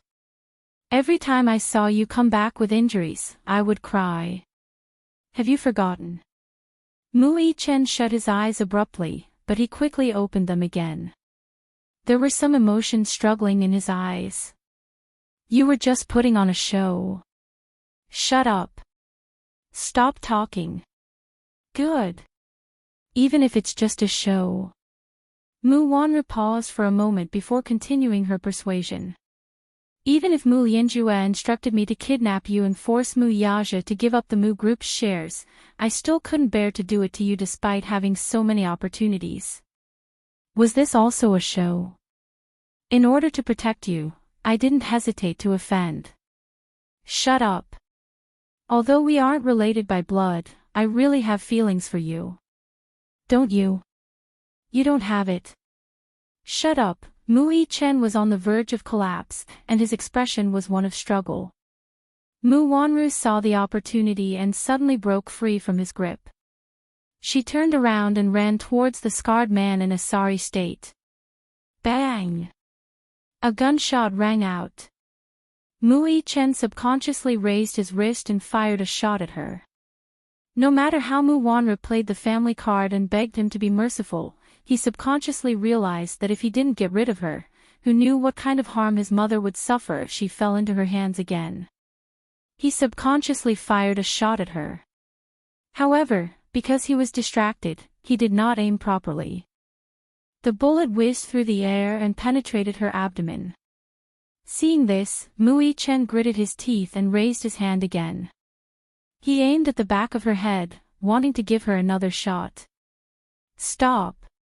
The scar-faced man shouted coldly as he stood in front of Mu Wanru. Chapter 1159. Mu Chen sneered. He was not at all afraid of the crisis before him. The scar-faced man, however, signaled him with his cold eyes. Mu Chen looked in the direction he was hinting and saw two soldiers walking toward the cell. They raised their pistols and aimed them at Yunshusher's temple. She, who was unconscious, did not know what kind of danger she was in. Her head was still lowered, and she did not feel anything. Put down the gun. Mu Chen's hand, which was holding the pistol, trembled violently. His eyes were bloodshot, and his whole body was shaking uncontrollably. Put down the gun. I have no patience. This is my last warning, or else. No. Mu Chen gritted his teeth and slowly threw the gun to the ground. Kick it over here. The scar-faced man threatened again. Kick the gun over here. Mu Chen stretched out his leg and kicked the gun to the side. A soldier behind him strode forward, raised the gun in his hand high, and hit the back of his neck hard. Mu Chen only felt a numbing sensation as if he had been electrocuted. His vision turned black, and he fainted, unconscious. A Bentley slowly drove into the Mu residence. Mu Yaja alighted from the car and was surprised to see the armed forces heavily surrounding the entrance. He frowned and quickly strode into the residence. Young master, you're back. Where's Grandpa? Master, he's upstairs. He hasn't woken up yet. It's already afternoon, why isn't he awake yet? Mu Yaja said as he walked upstairs. When he pushed open the door, he saw Mu Xing lying on the bed. His face was pale and lifeless. His heart skipped a beat. He walked over and held his face, squinting his eyes. How long has he been asleep? Young master drank his medicine at 3 in the morning and fell asleep. Mu Yaja frowned. He bent down slightly and called out, Grandpa. Grandpa. Mu Xing did not wake up, though, and there was no reaction. Instead of saying that he was in a deep sleep, it was more like he was dead. There was no sign of life at all. If not for his feeble breathing, Mu Yaja would really suspect that he had passed away just like that. Where's the doctor? Call the doctor over. He raised his head and ordered. Soon, the private doctor rushed over. Take a look at him. What's going on? Yes. The doctor did not dare to delay and went forward to check. Mu Yaja walked to the side and dialed Mu Chen's number, but the latter's phone was switched off.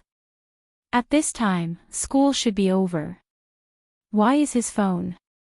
Just as he was wondering, the chauffeur rushed over. When he saw him, he was stunned for a moment before he hurriedly reported, Young master, bad news.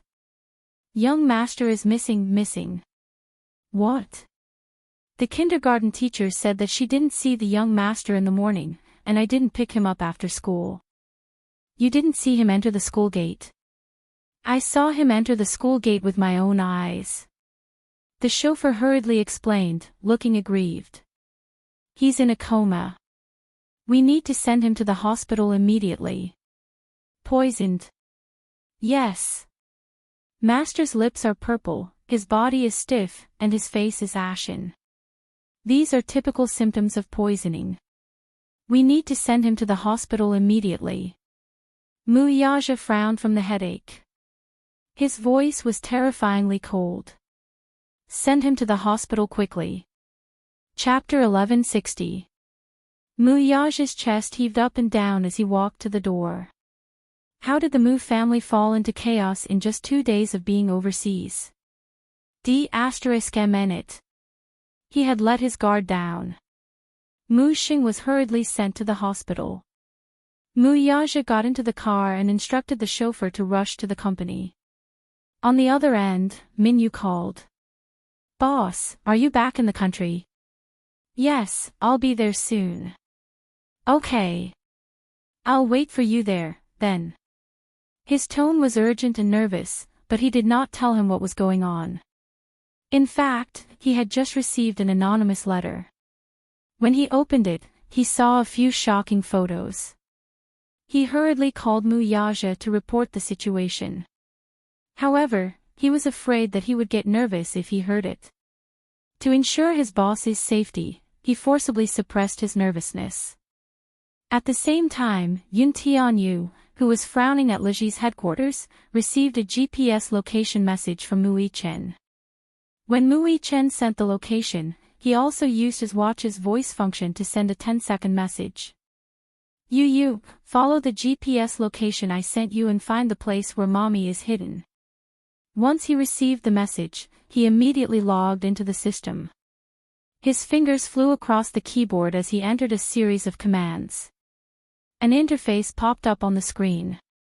He logged in and searched. The GPS initially had a strong signal, but when he reached the Kongzhuang Bridge, the signal became intermittent and gradually became unclear. Even if he used advanced technology, he could not pinpoint the location clearly. Fortunately, Mu Yichen sent him the car plate number in addition to the GPS location. Yun Tianyu investigated the car plate number and simulated a route based on the car's driving record. However, this route was completely cut off when it reached the Kongzhuang Bridge. What's going on? Yu squinted his eyes. He pulled up the satellite map of that area and entered the coordinates. Unexpectedly, after the Kongzhuang Bridge, the area was barren and uninhabited. There was a farm in this area. Later, because the city government wanted to build an industrial park, the farm was demolished. However, halfway through the construction of the industrial park, the entire city protested. Many citizens jointly submitted a petition to cancel the construction of the industrial park. The ecological environment in Jingdu was very bad, and the smog was very bad. If an industrial park was built, wouldn't the pollution be even worse? Due to the protests of the entire city, the project was temporarily put on hold. Later on, the main government withdrew their investment and looked for a new location. Just like that, this area was abandoned. But at the very least, they had locked onto an area and had a clear direction. Yun Tianyu looked at the map outlined with red lines on the screen. This area was at least several 100,000 square meters. They could only find the exact location by doing a carpet search. This was a rather huge project. Director Yun. Li Hanlin knocked on the door and entered. Yun Tianyu raised his head with a frown. What's wrong?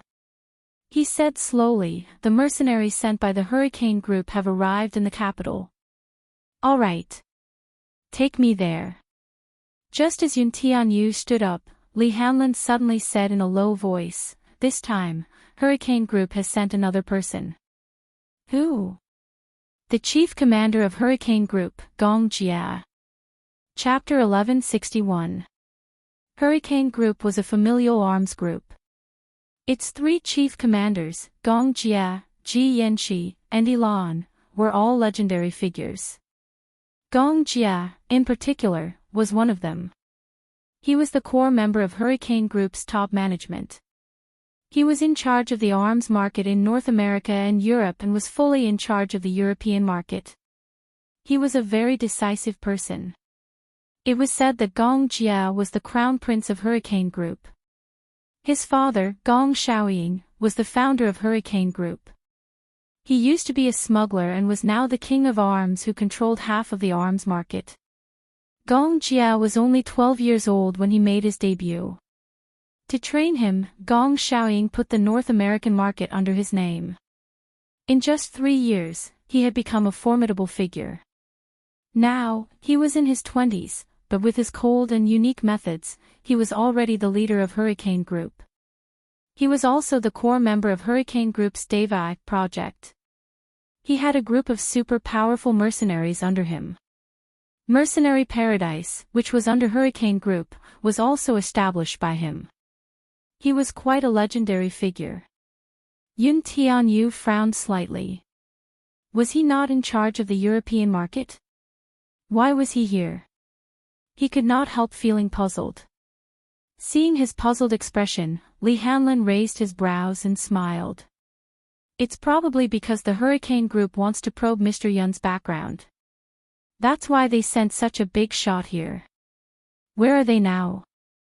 Li Hanlin answered in a low voice, Mazel Private Airport. Let's go. His lips curled into a nonchalant smile. I'll go meet this rumored big shot. Mazel Private Airport. When Yun Tianyu and Li Hanlin arrived, an armed transport plane was already parked at the airport. More than 10 mercenaries alighted from the plane.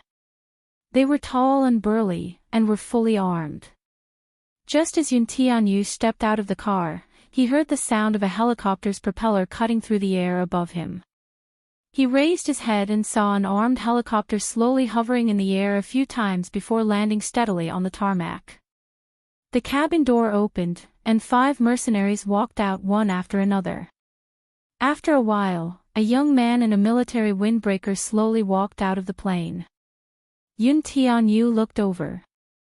In the fierce wind, the young man was wearing a snow-white military windbreaker. His sleeves were fluttering in the wind. His white military suit made him look tall and straight. This person seemed to be very fond of the color white. With a white military cap, a white military jacket, and snow-white military boots, he looked very handsome. The man slowly raised his face, and a handsome face fell into his eyes. Initially, he thought that Gong Jia was of European descent. However, she did not expect him to be an Asian man. She had a head full of neat and tidy silvery hair, and her face was as thin as a knife. Especially the curve of her lower jaw, it was so beautiful that it looked like a fine brushwork. The man had a face that seemed to be exquisitely sculpted. His facial features were exquisite and well-defined, as if they were carved by a knife. His eyebrows were handsome, and his eyes were like cold stars. His eyebrows and eyes were extremely beautiful. His long and narrow eyes revealed a bit of evil and arrogance. His black and white eyes were clear, without any impurities. They were as elegant as an ink painting. Chapter 1162. The man was unexpectedly young. From his facial features alone, one could tell that he was in his early 20s. He had the handsomeness and cleanness of a young man. Even if it was a man, he would probably be deeply impressed by this beauty that had nothing to do with gender. Even though his handsomeness was in between the sexes, with a hint of androgynous feminine beauty, his beauty was destructive. His deep-set and perfect facial features, as well as his elegant bearing, especially his every frown and smile, revealed his extraordinary aristocratic temperament. He even had the demeanor of a king who looked down on all living things. This kingly demeanor could be seen from his appearance. It was as if he was the ruler of the world. It was natural. Cold, arrogant, and evil. There was a cynical smile on his lips. It was just an occasional glance, but it revealed a sense of aggressiveness and sharpness. Yun Tianyu's gaze slowly landed on his face, and he was secretly shocked. A hint of surprise surfaced on his face. What surprised him was that this man's features were shockingly similar to Yun Shishir's. His eyes, in particular, were 70% similar. The difference, however, was that Yun Shishir's eyes were beautiful and charming, while his were devilish and wild. His brows furrowed deeply, and he could not help but suspect the man's identity. At the side, Lee Hanlon bent his head and whispered in his ear, "Director Yun, this man can't be the rumored second Master Gong, right?" Second Master Gong. The leader of Hurricane Group, Gong Shaoying, had a total of 4 children. Gong Jia, on the other hand, was ranked second, so everyone respectfully addressed him as Second Master Gong. Yun Tianyu narrowed his eyes and said in a low voice, "I've never seen Gong Jia's real appearance." As the core figure of Hurricane Group, few people knew of Gong Jia's real appearance, but judging from this man's extraordinary demeanor, he was most likely Second Master Gong himself. The 2 groups of people gathered together. Sure enough, this man in white military attire was none other than Gong Jia himself. Gong Jia and Yun Tianyu looked at each other. The 2 of them stood facing each other. Gong Jia sized up the little munchkin in front of him who only reached his waist with interest. For a moment, he couldn't help but find it interesting. Thus, he elegantly squatted down, his beautiful and deep eyes looking deeply at the little munchkin. In the depths of his dark eyes, there was a flash of surprise.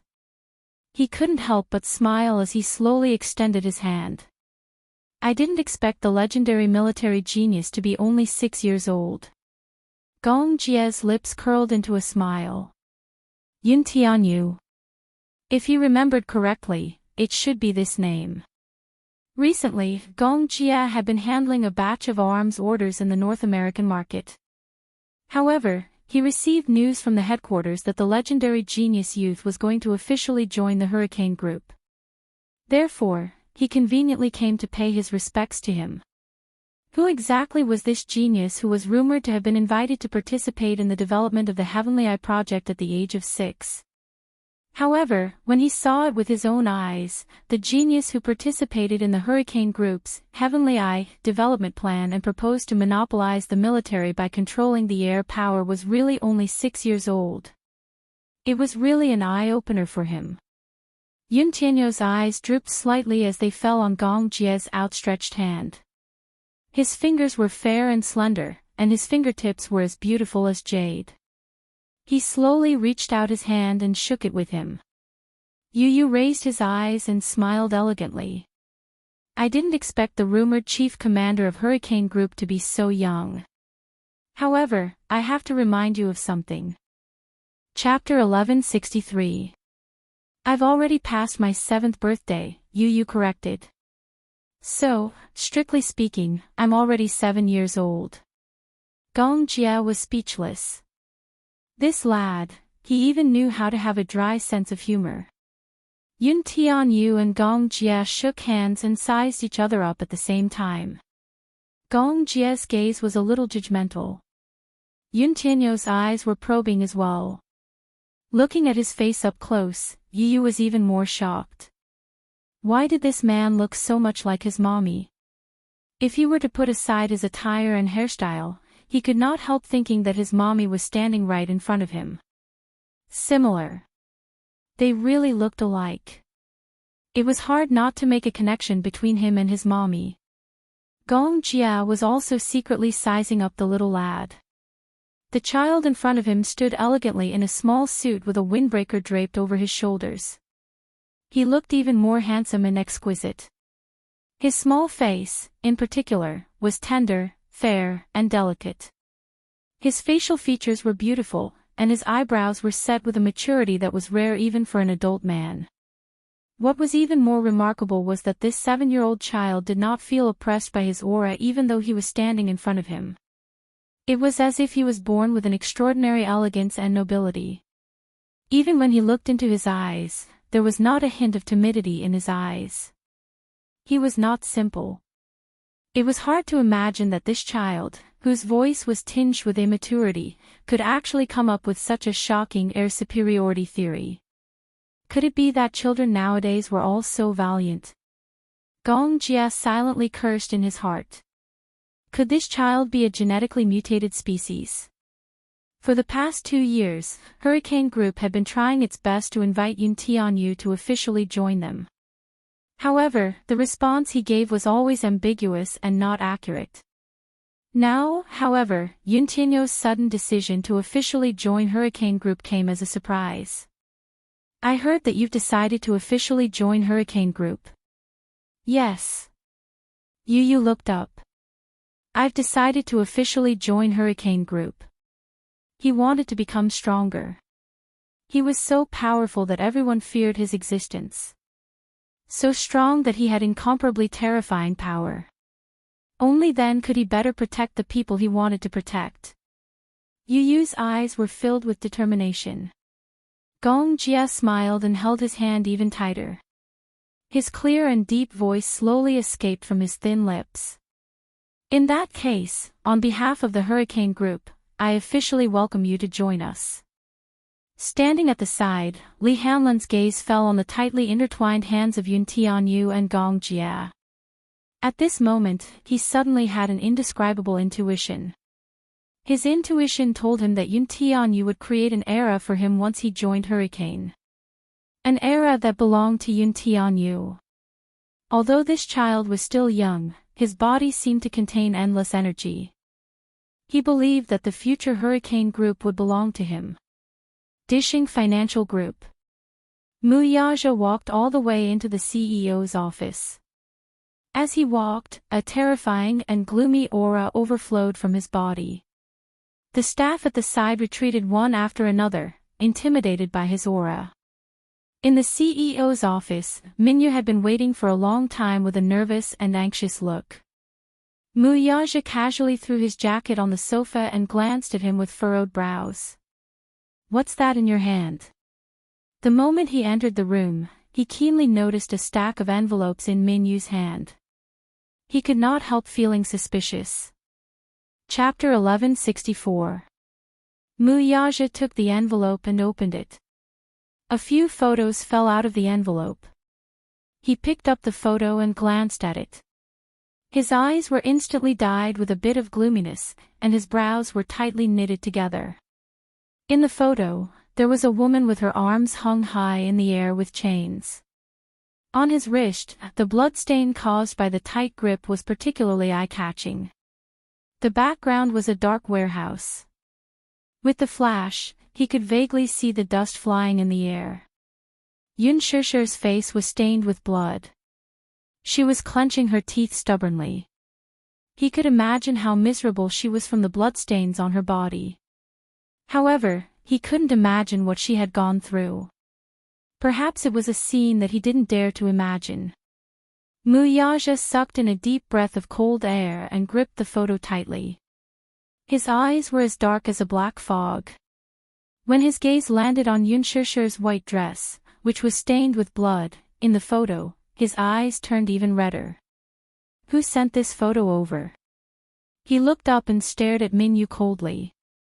Even Minyu, who had always been by his side and was used to his terrifying aura, was shocked by his gaze. Boss, this letter was sent by a courier. Minyu paused for a moment and continued, we have the person under control. However, it seems that we can't get any clues from him. Is there nothing else other than this letter? Yes, there's only this letter. There are only a few photos in the letter. Minyu was stunned. He looked at Mu Yaja's cold face and immediately said in a deep voice, Boss, please calm down first. Looking at the current situation, it is very likely that this is no ordinary kidnapping. However, Mu Yaja was calmer than he thought. He sat back at his desk and threw the photos on the table with a deep frown. I know. Minyu was stunned. However, he slowly said, this person is targeting me. Boss, what do you mean by that? I don't quite understand. Mu Yaja frowned and said slowly, what he wants is with me. Naturally, he must have some important bargaining chips in his hands to get what he wants from me. However, Minyu was still confused. After thinking about it carefully, he suddenly realized something.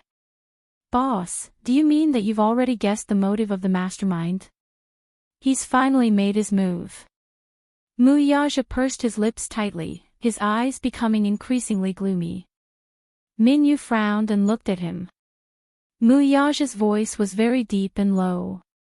From his stiff expression and his white knuckles, it was clear that he was trying his best to restrain his anger so that he wouldn't lose his mind. The only reason he sent these photos was to provoke him. Provoking him. Angering him. The angrier he was, the more out of control he was, the more they wanted him to be. Muyaja closed his eyes and forced himself to calm down. Especially at times like this, he had to be even calmer in order to stabilize the situation. However, when he received an unfamiliar email that night, he couldn't calm down anymore. On the computer screen was the side profile of a child. The child's delicate little face was covered in blood. Muyaja's heart felt as if it had been hit by a hammer. It was so painful that he almost suffocated. What came over from all directions was endless anger and pity. Chapter 1165. He stared coldly at the photo on the screen and clenched his fists so tightly that his knuckles cracked. His handsome face instantly paled to the point that it was outrageous. He recognized at a glance that the bloodied child in the photo was none other than Mui Chen. Follow this IP address and investigate. Muyaja ordered coldly. Upon receiving the order, Minyu immediately investigated. Muyaja looked at the screen again and saw that Mui Chen's hands were tied and his entire body was suspended in midair. The photo only showed his upper body, but even so, one could clearly see the whip marks all over his body. His white shirt was stained red with blood and was tattered. Especially the wound on his abdomen, it was frighteningly deep. It was a bloody mess. It was unknown what kind of whipping he had suffered. His entire body was covered in cuts and bruises. It was a ghastly sight. What kind of cruel torture did he suffer to end up in such a sorry state? Looking at his pink face again, his eyes were half opened. His originally clear and beautiful eyes were covered by his messy forehead hair. However, the gaze that shot out from his eyes was cold and dark, revealing a bloodthirsty chill. Even so, even though he was in a sorry state, it did not affect his elegant and arrogant demeanor. He tried his best to maintain a calm expression, but from his eyes, one could see that he was trying his best to endure. He was enduring the pain all over his body. Even though he was covered in blood, he did not show any signs of weakness or even pain in his eyes. No matter how terrible the torture was, he did not seem to lose his arrogant and elegant demeanor. The corners of his lips curved into a casual smile, but there was a hint of sarcasm on his beautiful face. He was proud and unruly. No one could blaspheme his kingly demeanor. Mui Chen had never suffered like this before. Even when he was in the special training camp, he had never suffered such inhumane torture. Who was so cruel and merciless? Damn it! Muyaja slammed his fist on the table, causing the solid wood surface to crack a few times due to his forceful punch. Leji headquarters. Gong Jia sat in the CEO's office, still unable to calm his astonishment. The CEO's office in front of him was full of technology. It was unimaginable that this company was on the verge of bankruptcy a few years ago, with its assets in tatters.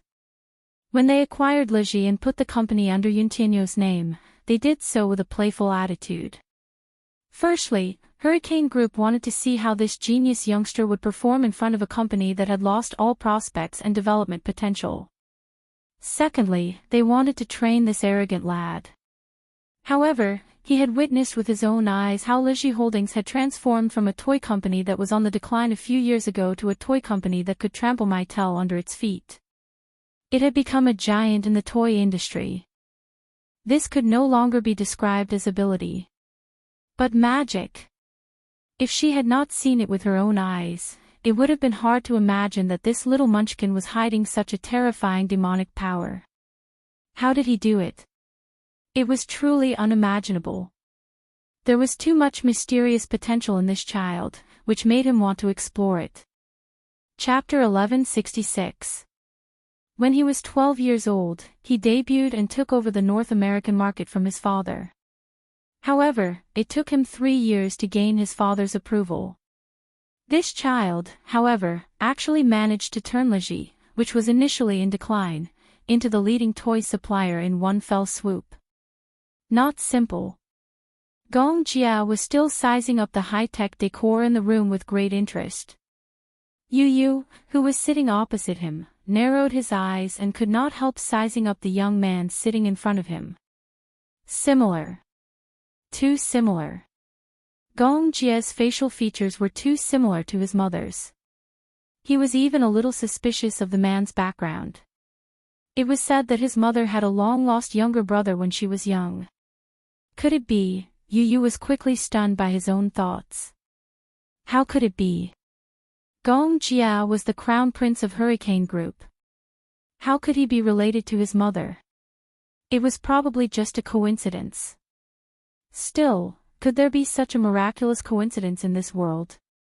If it was really a coincidence, then he could not help but marvel at the uncanny workmanship of the Creator. Yu Yu lowered his eyes and sipped his tea. Regaining his senses, Gong Jia turned to look at him with a smile. After exchanging a few pleasantries, he went straight to the point. As a necessary part of the agreement, there are a few documents that I hope you can look through and sign. He lightly clapped his hands. His accompanying assistant walked to his side and handed him a document. Gong Jia passed the document to Yun Tianyu. Yu Yu picked up the document and scanned it. He could not help but marvel at Hurricane Group's extravagance. Not only was this document made of genuine cowhide, but it was also wound with gold thread. How corrupt! Yu Yu broke out in a cold sweat. He took out the document and signed his name without looking at it. His handwriting was extremely beautiful. Gong Jia was dumbfounded. He quietly asked, "Why don't you look at the contents of the document? Aren't you afraid that this is a slave contract? Could it be that it's not a slave contract?" Yu Yu raised his eyebrows. "Since I've chosen to join Hurricane, I've already thought it through. As for this, it's just a necessary procedure. Is there a need to look at it?" Gong Jia was startled for a moment before he smiled. "You are indeed worthy of being valued by my father." Yu Yu's wisdom and maturity were an eye-opener for him. After putting away the signed documents, Gong Jia slowly said, "From now on, you are officially a member of the Hurricane Group. In addition to fulfilling the conditions promised to you, my father also specially assigned someone to you." "Who?" Gong Jia snapped his fingers. The door opened.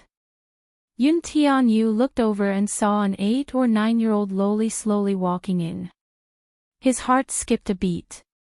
While he was in a daze, the little loli had already walked in front of him.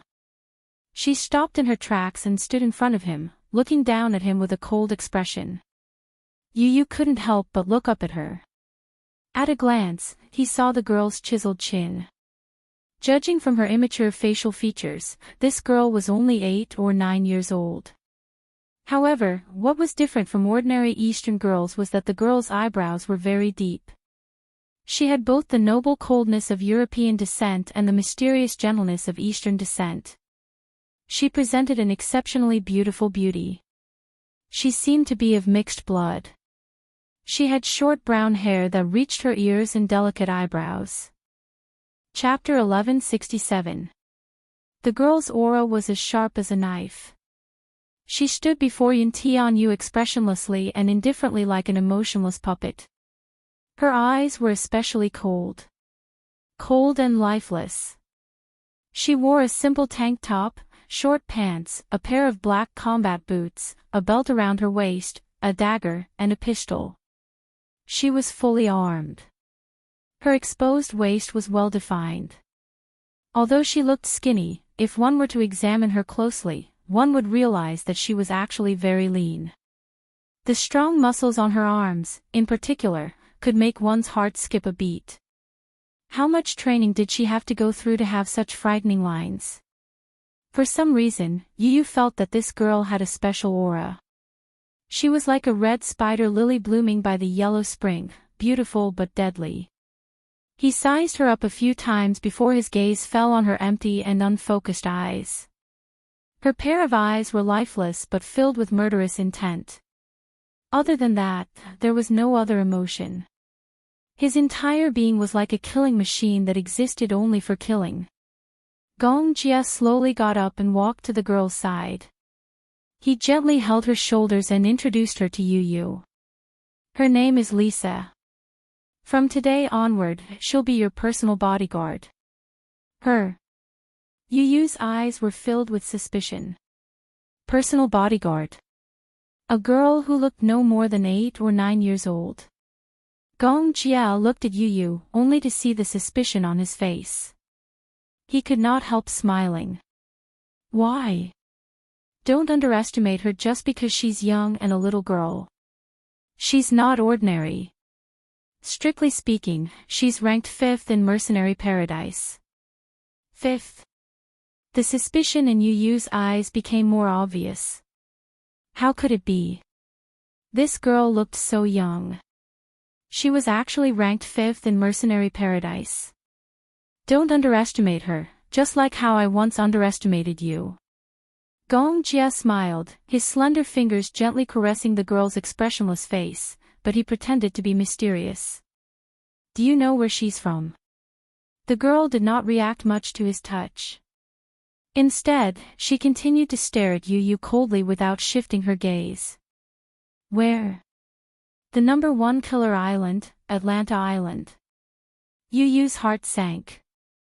He had heard of this place. It was said that every year, Atlanta Island would buy over hundreds of orphans. Then, these hundreds of orphans would be locked up together, regardless of gender or age.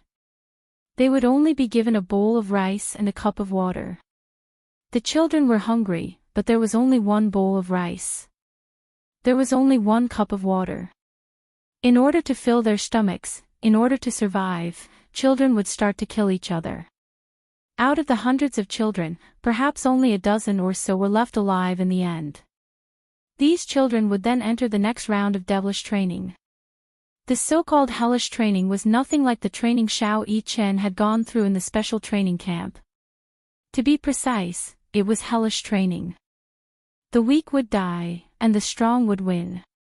Perhaps in the end, there would only be one person who could survive all the tests. And this girl was the one who had passed all the tests and survived to the end. In fact, although her combat ability index was very high, there was still a gap between her and the other mercenaries in the mercenary group. The reason why she was ranked 5th in mercenary paradise was that the combat ability ranking was based on the success rate of missions. Chapter 1168. Although Lisa was not the strongest, she was not the strongest. However, she was definitely the best as a loyalist. After all, who would be wary of a little girl? Hence, she rarely failed any of her missions. To be able to fight her way out of 500 children and survive until the end, she definitely had unimaginable willpower and combat power. Gong Jia lowered his eyes and smiled. He lowered his head and said to the girl, Lisa, from now on, he is your master. You must submit to him. You must not betray or abandon him. You must protect him with your life. Yes. Lisa turned her gaze slightly and fixed it on Yu Yu's face. She said in a cold and mechanical voice, from now on, you are Lisa's master. I will protect you with my life. I will be loyal to you. I will not betray or abandon you. Yu Yu's eyes widened. He felt a little strange. He was a man, but he was being protected by a little girl. It felt strange. How is it? Are you satisfied with my father's gift to you? The man's lips curled into a smile. Yu Yu stood up slowly. He stood facing the girl. The girl looked at him. Perhaps it was because he was a little slower, but the girl was actually half a head taller than him. Yu Yu looked at her deeply and smiled. He stretched out his hand elegantly. Please take care of me in the future. The girl looked at his outstretched hand expressionlessly. Then, she stretched out her hand mechanically and shook his hand tightly.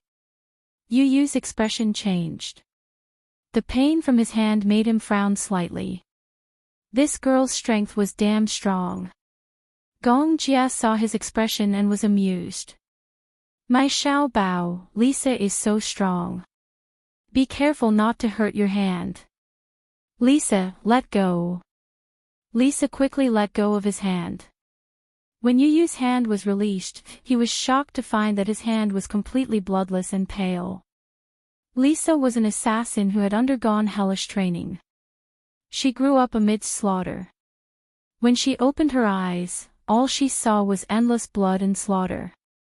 Rather than calling her an assassin, it would be more appropriate to describe her as a killing machine. Therefore, she didn't seem to have any emotions or desires. She didn't know how to smile when she was happy. She didn't know how to cry when she was sad. No smile, no tears, no understanding of human emotions, only knowing how to quickly, accurately, and ruthlessly kill people. Therefore, there was no smile on her face, no tears, only an expressionless face. Like a machine. With such a cold personality, he was very suitable to be a death warrior. In ancient times, the so-called men of sacrifice referred to those guards who sold their lives for the nobility for the sake of glory and wealth or to repay a debt of gratitude. Yu Yu had never seen such a child. There was not a single trace of life on her. How old is she? Gong Jia raised a brow and pursed his lips. I don't know, either. When she was first sent here, she didn't have a name, and no one knew how old she was. She only had a code name. Lisa was the name I gave her. After a pause, he said, about 8 or 9 years old. Yu Yu furrowed his brows. Li Hanlin suddenly walked over to his side and said in a low voice, Director Yun, the technical department has just intercepted an email. Do you want to take a look at it?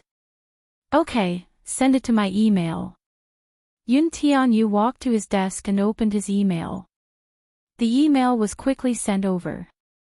There were 2 photos. In the photos, Mu Yichen was hung up. His body was covered in blood and injuries. It was a ghastly sight, dripping with blood. Yu Yu held his breath. He recognized the child in the photos as Mu Yichen. What happened? How did he? Chapter 1169. At the thought that Mu Yichen might have met with a mishap, Yu Yu stood up anxiously, but he forced himself to calm down and slowly sat back down. Gong Jia walked up behind him and caught sight of this as well. He was secretly shocked, but at the same time, he keenly noticed that the child in the photo looked exactly like Yun Tianyu. Who is this child? My elder brother. Yu Yu sucked in a cold breath and closed his eyes. You have an elder brother. Gong Jia was a little surprised. He looked at the screen and saw the child with his chin raised. His expression was unruly and arrogant, as if a king had arrived. His pair of cold and deep eyes did not show any fear, uneasiness, or bewilderment that a child of his age should have. Instead, there was a stubbornness that came from his bones. In another photo, the child's lips were curled into an elegant and cynical smile. It was hard to imagine how such a young child could endure such extreme pain. There was not a trace of fear on his face, though. Gong Jia touched the bridge of his nose. Did the kids nowadays have to be so tough? Yun Tianyu intercepted the IP address used to send the email and logged into the system interface. His fingers skillfully entered a series of complex commands, and a black page appeared. He entered the IP address used to send the email. However, he found that it was a fake IP address that did not exist. D*MNit. How cunning. Yu Yu pushed the keyboard away and stood up abruptly. He walked to the window in frustration and could not calm himself down for a long time. Li Hanlin suddenly knocked on the door and entered. Director Yun, we've found the suspicious address. Do we need to send men to pursue it? Yu Yu turned around abruptly. Immediately. Right now. Little Yu, do you need me to send my men over? Gong Jia leaned over and asked in a low voice. Yu pursed his lips. It's great that you're willing to send men over. Don't worry, I'll definitely save your man. Gong Jia smiled devilishly. In the underground warehouse. Mui Chen was suspended in the air. His arms were tightly cuffed, and he had lost all feeling in them. His eyes were tightly shut as if he had fainted. A few men surrounded him. The leader took the lead and splashed a basin of cold salt water on him. Hiss. A sound was heard. Mui Chen frowned and slowly opened his eyes. The salt water trickled down her hair and dripped onto her cheeks. It seeped into her wounds and then into her eyes. It was so dazzling that his eyes felt bitter and painful. However, he couldn't use his hands to rub it. He could only forcefully shake off the salt water on his face. Paw, a sound was heard. The man slapped her in the face. What are you doing? You're spilling your blood all over me. So dirty. Mui Chen's face was slapped to the side. At this moment, he no longer had much of a reaction to the pain, because the torture was beyond his endurance. Even the nerves in his body were numb, and he could not feel anything. He slowly opened his eyes. His gaze was like a blade covered in snow, ruthlessly stabbing at the man in front of him. Even though he was in a sorry state, he did not give in to them in the slightest. He did not shed a single tear. An inexplicable dark and cold aura emanated from his body. It even carried an indescribable chill. This chill seeped into one's bones and made one's hair stand on end. Chapter 1170. Mui Chen sneered in disdain. His lips curled into a mocking smile as if he was being sarcastic. Is this all you've got? It's really not enough. There was a hint of disdain in his smile, but more than that, it was arrogance. He looked at them as if he was looking at a few bedbugs struggling in the gutter. The man was furious and slapped him again. Kid, you're so stubborn. Looks like you haven't suffered enough yet. You won't shed a tear until you see the coffin, huh? Xiao Yichen's face immediately swelled after the slap. There was blood at the corner of his lips. Wisps of blood flowed out from the corner of his lips. Mui Chen stuck out his tongue coldly and slowly licked the blood at the corner of his lips. He curled his lips in disdain. Suddenly, he used the strength of his arms to lift his leg and kicked the man's face. The man was caught off guard and fell to the ground. It was a pity that Mui Chen's stamina was almost depleted. Furthermore, he was injured all over and did not have much strength left. Otherwise, his kick would have dislocated the man's jaw. Everyone looked at each other in disbelief. How could this kid be so stubborn? He was already at this stage, yet he still wanted to resist. He was very stubborn. Even though he was covered in cuts and bruises, he still did not give up a chance to resist. At first, they wanted to take a few pictures of this kid's terrified face. It would be best if he cried bitterly and made people feel sorry for him.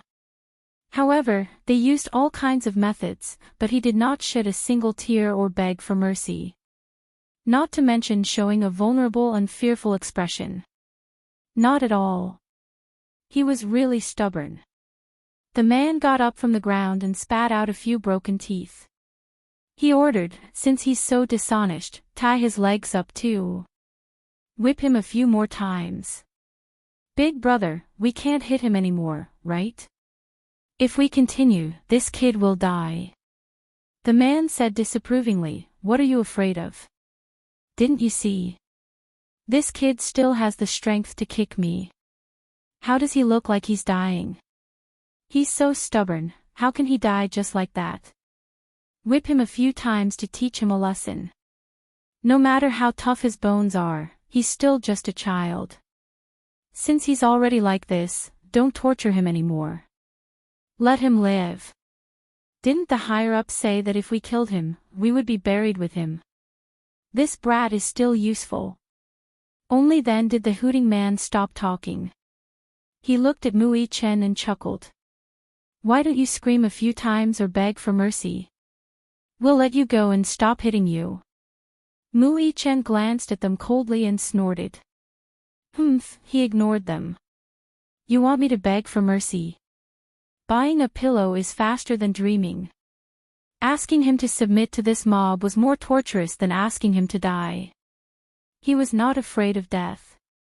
However, even though he was in a sorry state, his dignity could not be tarnished.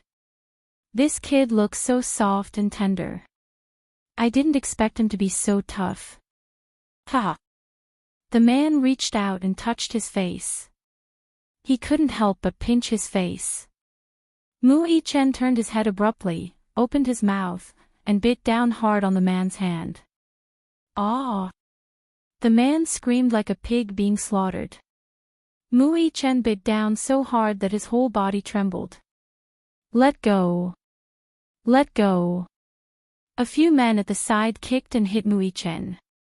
Alas, Mui Chen was adamant and refused to budge. Chapter 1171. The man yelled and kicked at the same time. Damn brat, let go. Let go. The other men kicked and hit Mui Chen. They even reached out to pull his hair. Mui Chen refused to let go no matter what. He bit the man's hand so hard that he wanted to break the man's bones. The man was in so much pain that his limbs trembled as if he had been electrocuted. In the warehouse, the sound of a pig being slaughtered could be heard. At the side, the other men were anxious. They picked up the whip at the side and whipped him on the back. Slap, slap, let go. Damn it. I told you to let go, but you still won't let go. Mui Chen groaned. He was in so much pain that beads of cold sweat seeped out of his forehead. However, he was a tough guy. Even if his body was stiff from the pain, he braced himself and refused to let go. His eyes were red as if they were stained with blood. He glared at the men in front of him. His gaze was as sharp as a sword, sharp and cold. Blood gushed out from the corner of his lips. He had obviously bitten his hand. The sound of the whip lashing mixed with the men's angry roars and cries of pain. The scene was chaotic. In the iron prison, Yun Shishir was startled by the sound and slowly woke up. She slowly opened her eyes and looked in the direction of the sound. In her hazy vision, what she saw was a blur. She gritted her teeth and shook her head to force herself to be more awake. When the images gradually overlapped and became clear, she suddenly saw a child hanging in midair. A few men were surrounding him, punching, kicking, and whipping him fiercely. Yun Shishir frowned. When she saw the child's handsome facial features stained with blood, she suddenly straightened up nervously and rushed forward. She felt a sharp pain in her wrist. Only then did she realize that she was still trapped in the iron prison. Her hands were chained and she could not move. Xiao Chen. Yun Shishir recognized him at once. Seeing this scene, her eyes turned red and she screamed in fear, Yi Chen. Yi Chen. Why is he here? Why is Xiao Chen here? Yun Shishir was so anxious that her eyes turned red. She struggled violently and shouted crazily, Stop fighting. Stop hitting him. Stop fighting. Stop. Upon hearing this, Mui Chen was startled. He immediately loosened his grip and turned his head, only to see that Yun Shishir was already awake in the iron prison. Her hands were constantly struggling, and her face was filled with worry and fear. Mommy, he cried out, but before he could finish his sentence, a whip lashed out at his shoulder. Accompanied by the intense pain of his flesh being torn apart, he let out another muffled groan. Large beads of cold sweat slid down to the corners of his eyes, astringent and itchy. The man who had been bitten by him was finally freed. He fell to the ground and held his bleeding hand. His eyes widened in anger and he cursed. He stood up and grabbed a whip from a person beside him and lashed it at the man fiercely. Mu Chen let out a muffled groan. His face was tense as he endured the pain. When Yun Shishir saw this scene, her heart seemed to be torn into pieces and dripping with blood. Although the whip did not land on her body, it was more painful than if it landed on her body. Stop hitting him, stop hitting him. You can hit me, but don't hit him. Stop. Oh, what a strong mother-son relationship. The man laughed softly. His gaze fell on Yun Shishir, seemingly harboring evil intentions. He lit a cigarette, held it in his mouth, and threw the whip on the ground. Pa! A sound was heard. The sound reverberated throughout the warehouse. Chapter 1172. Mu Chen caught a glimpse of the man's cold gaze. His eyelids flickered, and an ominous feeling rose in his heart. When the man slowly walked toward Yun Shishir, Mu Chen said angrily, "What are you doing? Since she asked for it, I must let her have a taste of the whip." Stop. Mu Chen's face was cold. You can hit me, but you're not allowed to touch my mommy. Mother and son love each other so much. Ha! Look, you bit me so hard. How am I going to settle this with you? Don't touch her.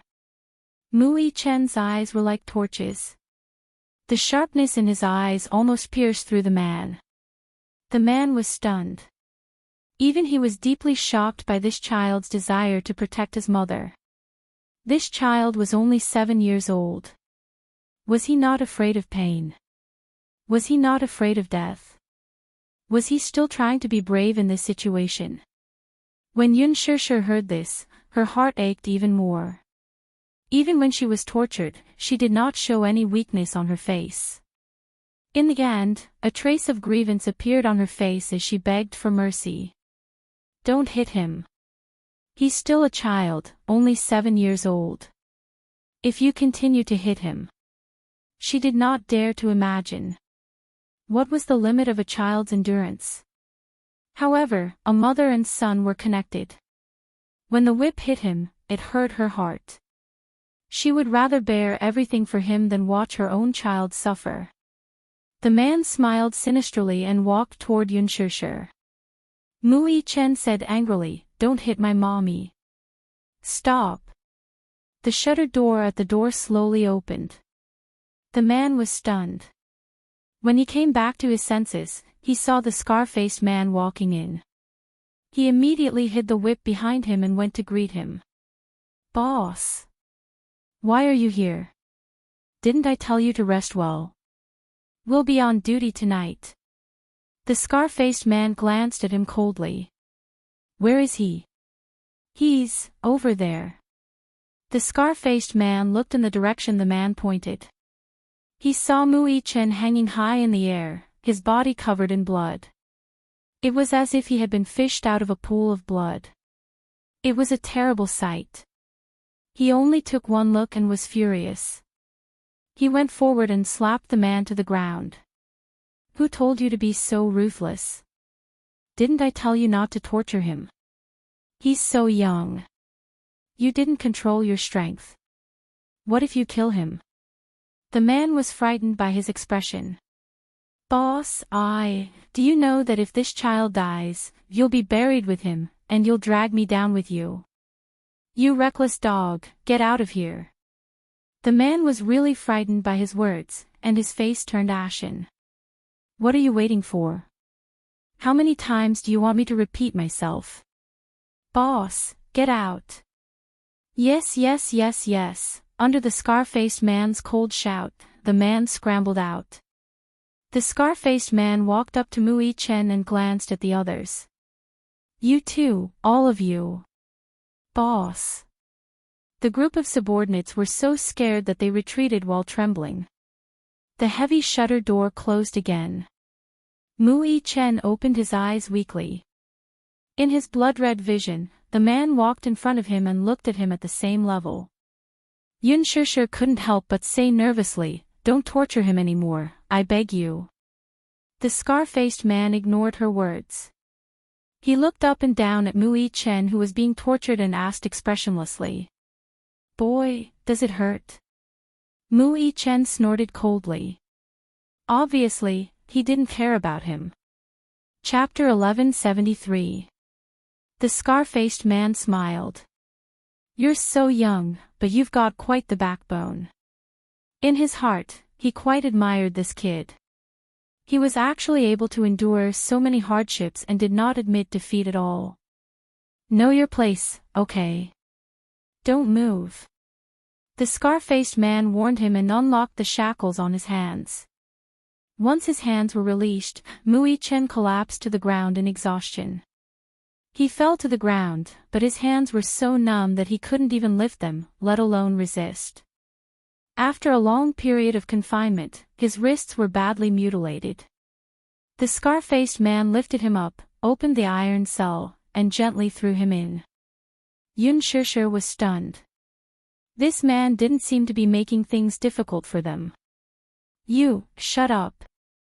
Behave yourself." The scar-faced man walked over and unlocked one of the shackles on Yun Shishir's hands. After being released, Yun Shishir hurriedly hugged Xiao Yichen in her arms. She lowered her head to look at his face. Mu Yichen, who was in her arms, was already on the verge of death. After 4 hours of torture, he didn't even have the strength to hug Yun Shishir. He only buried his face slightly in her arms and said softly, "Mommy, Mommy is here, Mommy is here." Mu Yichen lowered his eyes and murmured sadly, "Yichen couldn't protect Mommy. I'm sorry. I'm sorry, Mommy." When Yun Shishir heard this, she was so upset that her heart felt like it was being pricked by needles. Her hands trembled as she hugged him tightly. She was so sad that big drops of tears fell on Mu Yichen's face. Mu Yichen looked up and tried to reach out to wipe away her tears. He struggled for a while, but his efforts were futile and he could not exert any strength at all. He choked weakly, as if something was stuck in his throat. "Mommy, don't cry, okay." Her tears fell on his face. The pain was worse than being whipped 100 times. Mu Yichen's plea made Yun Shishir's heart ache even more. Why did he have to apologize to her? She should be the one to blame herself. She should be the one apologizing. She was the one who had implicated him. He had implicated this child and caused her to suffer so many unnecessary disasters. Yun Shishir was in so much pain that her heart was about to be torn apart. She hugged Mu Yichen tightly, and tears kept falling from her eyes. She was heartbroken. Mu Yichen raised his trembling right hand and gently wrapped it around her waist, but he no longer had the strength to say a single word. The knife-scarred man locked the door and stood at the door. Looking at this scene, there was no change in his expression, but his heart was in turmoil. Anyone whose heart was made of flesh and blood would be moved by this scene. He didn't want to be honest. His heart was throbbing with pain because of this scene. Not for any other reason. It was because as a father, he also had a daughter. This scene undoubtedly pierced his heart. Yun Shishir lowered her head and saw that Mu Yichen's body was covered in wounds. There was no unscathed skin on his body. There was really no unscathed skin on his body. There wasn't a single spot on his body that was unscathed. Or rather, there were bloodstains all over his body. It was impossible to see how many wounds there were. Mu Yichen's face was already soaked in cold sweat. His eyes were stained with blood and sweat. It was a ghastly sight. Yun Shishir's lips trembled. Every time she saw a wound, she felt her heart ache so much that she almost suffocated. "Do you have medicine for wounds?" Chapter 1174. The scar-faced man didn't say anything and turned to leave. She felt a wave of despair, as if she was in an ice cellar. That's right. In their eyes, she was now a criminal, a prisoner. Why should they fulfill her request? Yun Shishir bit her lip hard. However, not long after, The scar-faced man walked over and threw a bottle of medicine and a roll of brand new gauze on her body. That's all. Apply some medicine for him. More or less, it was because there was still a trace of conscience in his heart that he couldn't just sit back and watch. Yun Shishir had mixed feelings. No matter how this man treated them, at this moment, her impression of him seemed to have changed slightly. If it wasn't for him just now, she didn't know how those people would have tortured Xiao Yichen. However, Yun Shishir didn't say anything. She quickly took the medicine and applied it on Mu Yichen. Perhaps it was because she only had one hand, but her movements were inevitably clumsy. The scar-faced man finally couldn't stand it anymore. He opened the door and walked in again to take the medicine from her hand. Let me do it. As he spoke, he started to work. He was very familiar with the process. They were in the underworld, so naturally, they often got injured. After a while, he finished treating the wounds on Mu Yichen's body. Perhaps he was too tired. Mu Yichen fell into a deep sleep in Yun Shishir's arms. Yun Shishir hugged him and caressed his cheeks with heartache. She maintained a tight hug and didn't move an inch. Hugging him gave her peace of mind. It was the same for Mu Yichen. Snuggling in his mommy's arms gave him the greatest peace of mind. However, what Yun Shishir didn't know was that Mu Yichen had suffered so many injuries because he had provoked those people. At first, when he woke up from his coma, those men were surrounding the unconscious Yun Shishir and rubbing their palms together. It was obvious that they couldn't suppress the restlessness in their hearts and wanted to do something bad to her. Mu Yichen didn't know what they were trying to do, but he didn't want to see those people's dirty hands touch his mommy. Therefore, in his anxiety, he shouted loudly to stop them. He shouted at the top of his lungs, but those men acted as if they didn't hear him and started to touch Yun Shishir. Seeing this, Mu Yichen was so anxious that his blood rushed to his heart. He disregarded everything to humiliate and provoke them. He used all the vicious words he could think of to curse them. He had received a good upbringing from a young age. He had always been an elegant gentleman. However, this was the first time he had used the most vicious words to insult someone. It was all for the sake of protecting mommy and not letting their dirty hands touch her. In the end, he managed to infuriate them. They beat and kicked him in a frenzy, handcuffed him, hung him up, whipped him, and subjected him to all sorts of horrible tortures. There was even a lunatic who stuck a needle between his fingers. But he endured all of it. Even if he was in excruciating pain, to the extent that he fainted, he didn't beg for mercy at all. That was because he was so stubborn and strong in his bones. How could he tolerate himself lowering his head to these motley crew? He even tolerated himself begging for mercy in a submissive manner. He secretly regretted that when he faced Mu Wanru, because of a moment of soft-heartedness, he cared about their past relationship and didn't kill her. In fact, he didn't have a strong sense of kinship towards Mu Wanru. However, Mu Wanru did treat him well. Chapter 1175. It was impossible to say that he had no feelings for her at all. It was just that at such a young age, he had seen such a bloody truth. Mu Yichen's heart was also in pain and he found it hard to accept. He could not believe that Mu Wanru, who usually looked gentle, was actually one of the masterminds behind this incident. He also did not expect that she would be able to harm his great-grandfather. How much did his great-grandfather dote on her? He treated her like a treasure in his heart, afraid that she would fall in his hands and melt in his mouth. She actually poisoned his medicine bowl. How cruel was her heart! In his innocent world, he had never thought that a person's heart could be so vicious. What made him even more regretful was that all these years, he had actually acknowledged the thief as his mother. For a moment, he could not forgive himself. He also felt a lot of guilt towards Yun Shishir in his heart. The scar-faced man brought a bowl of plain porridge and handed it to the iron cell.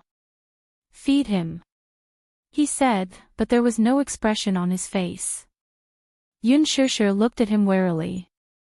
Finally, Her gaze fell on the bowl of porridge again, and her eyes were full of suspicion. The scar-faced man seemed to have seen through her suspicion and said coldly, "Don't worry. It's not poisoned." "Why?" Yun Shishir frowned and became even more suspicious. The friendliness displayed by this scarred man made her feel a little wary. The scar-faced man snorted coldly but did not say anything. This bowl of porridge was cooked by his subordinate and given to him. He did not drink it himself and gave it to Yun Shishir.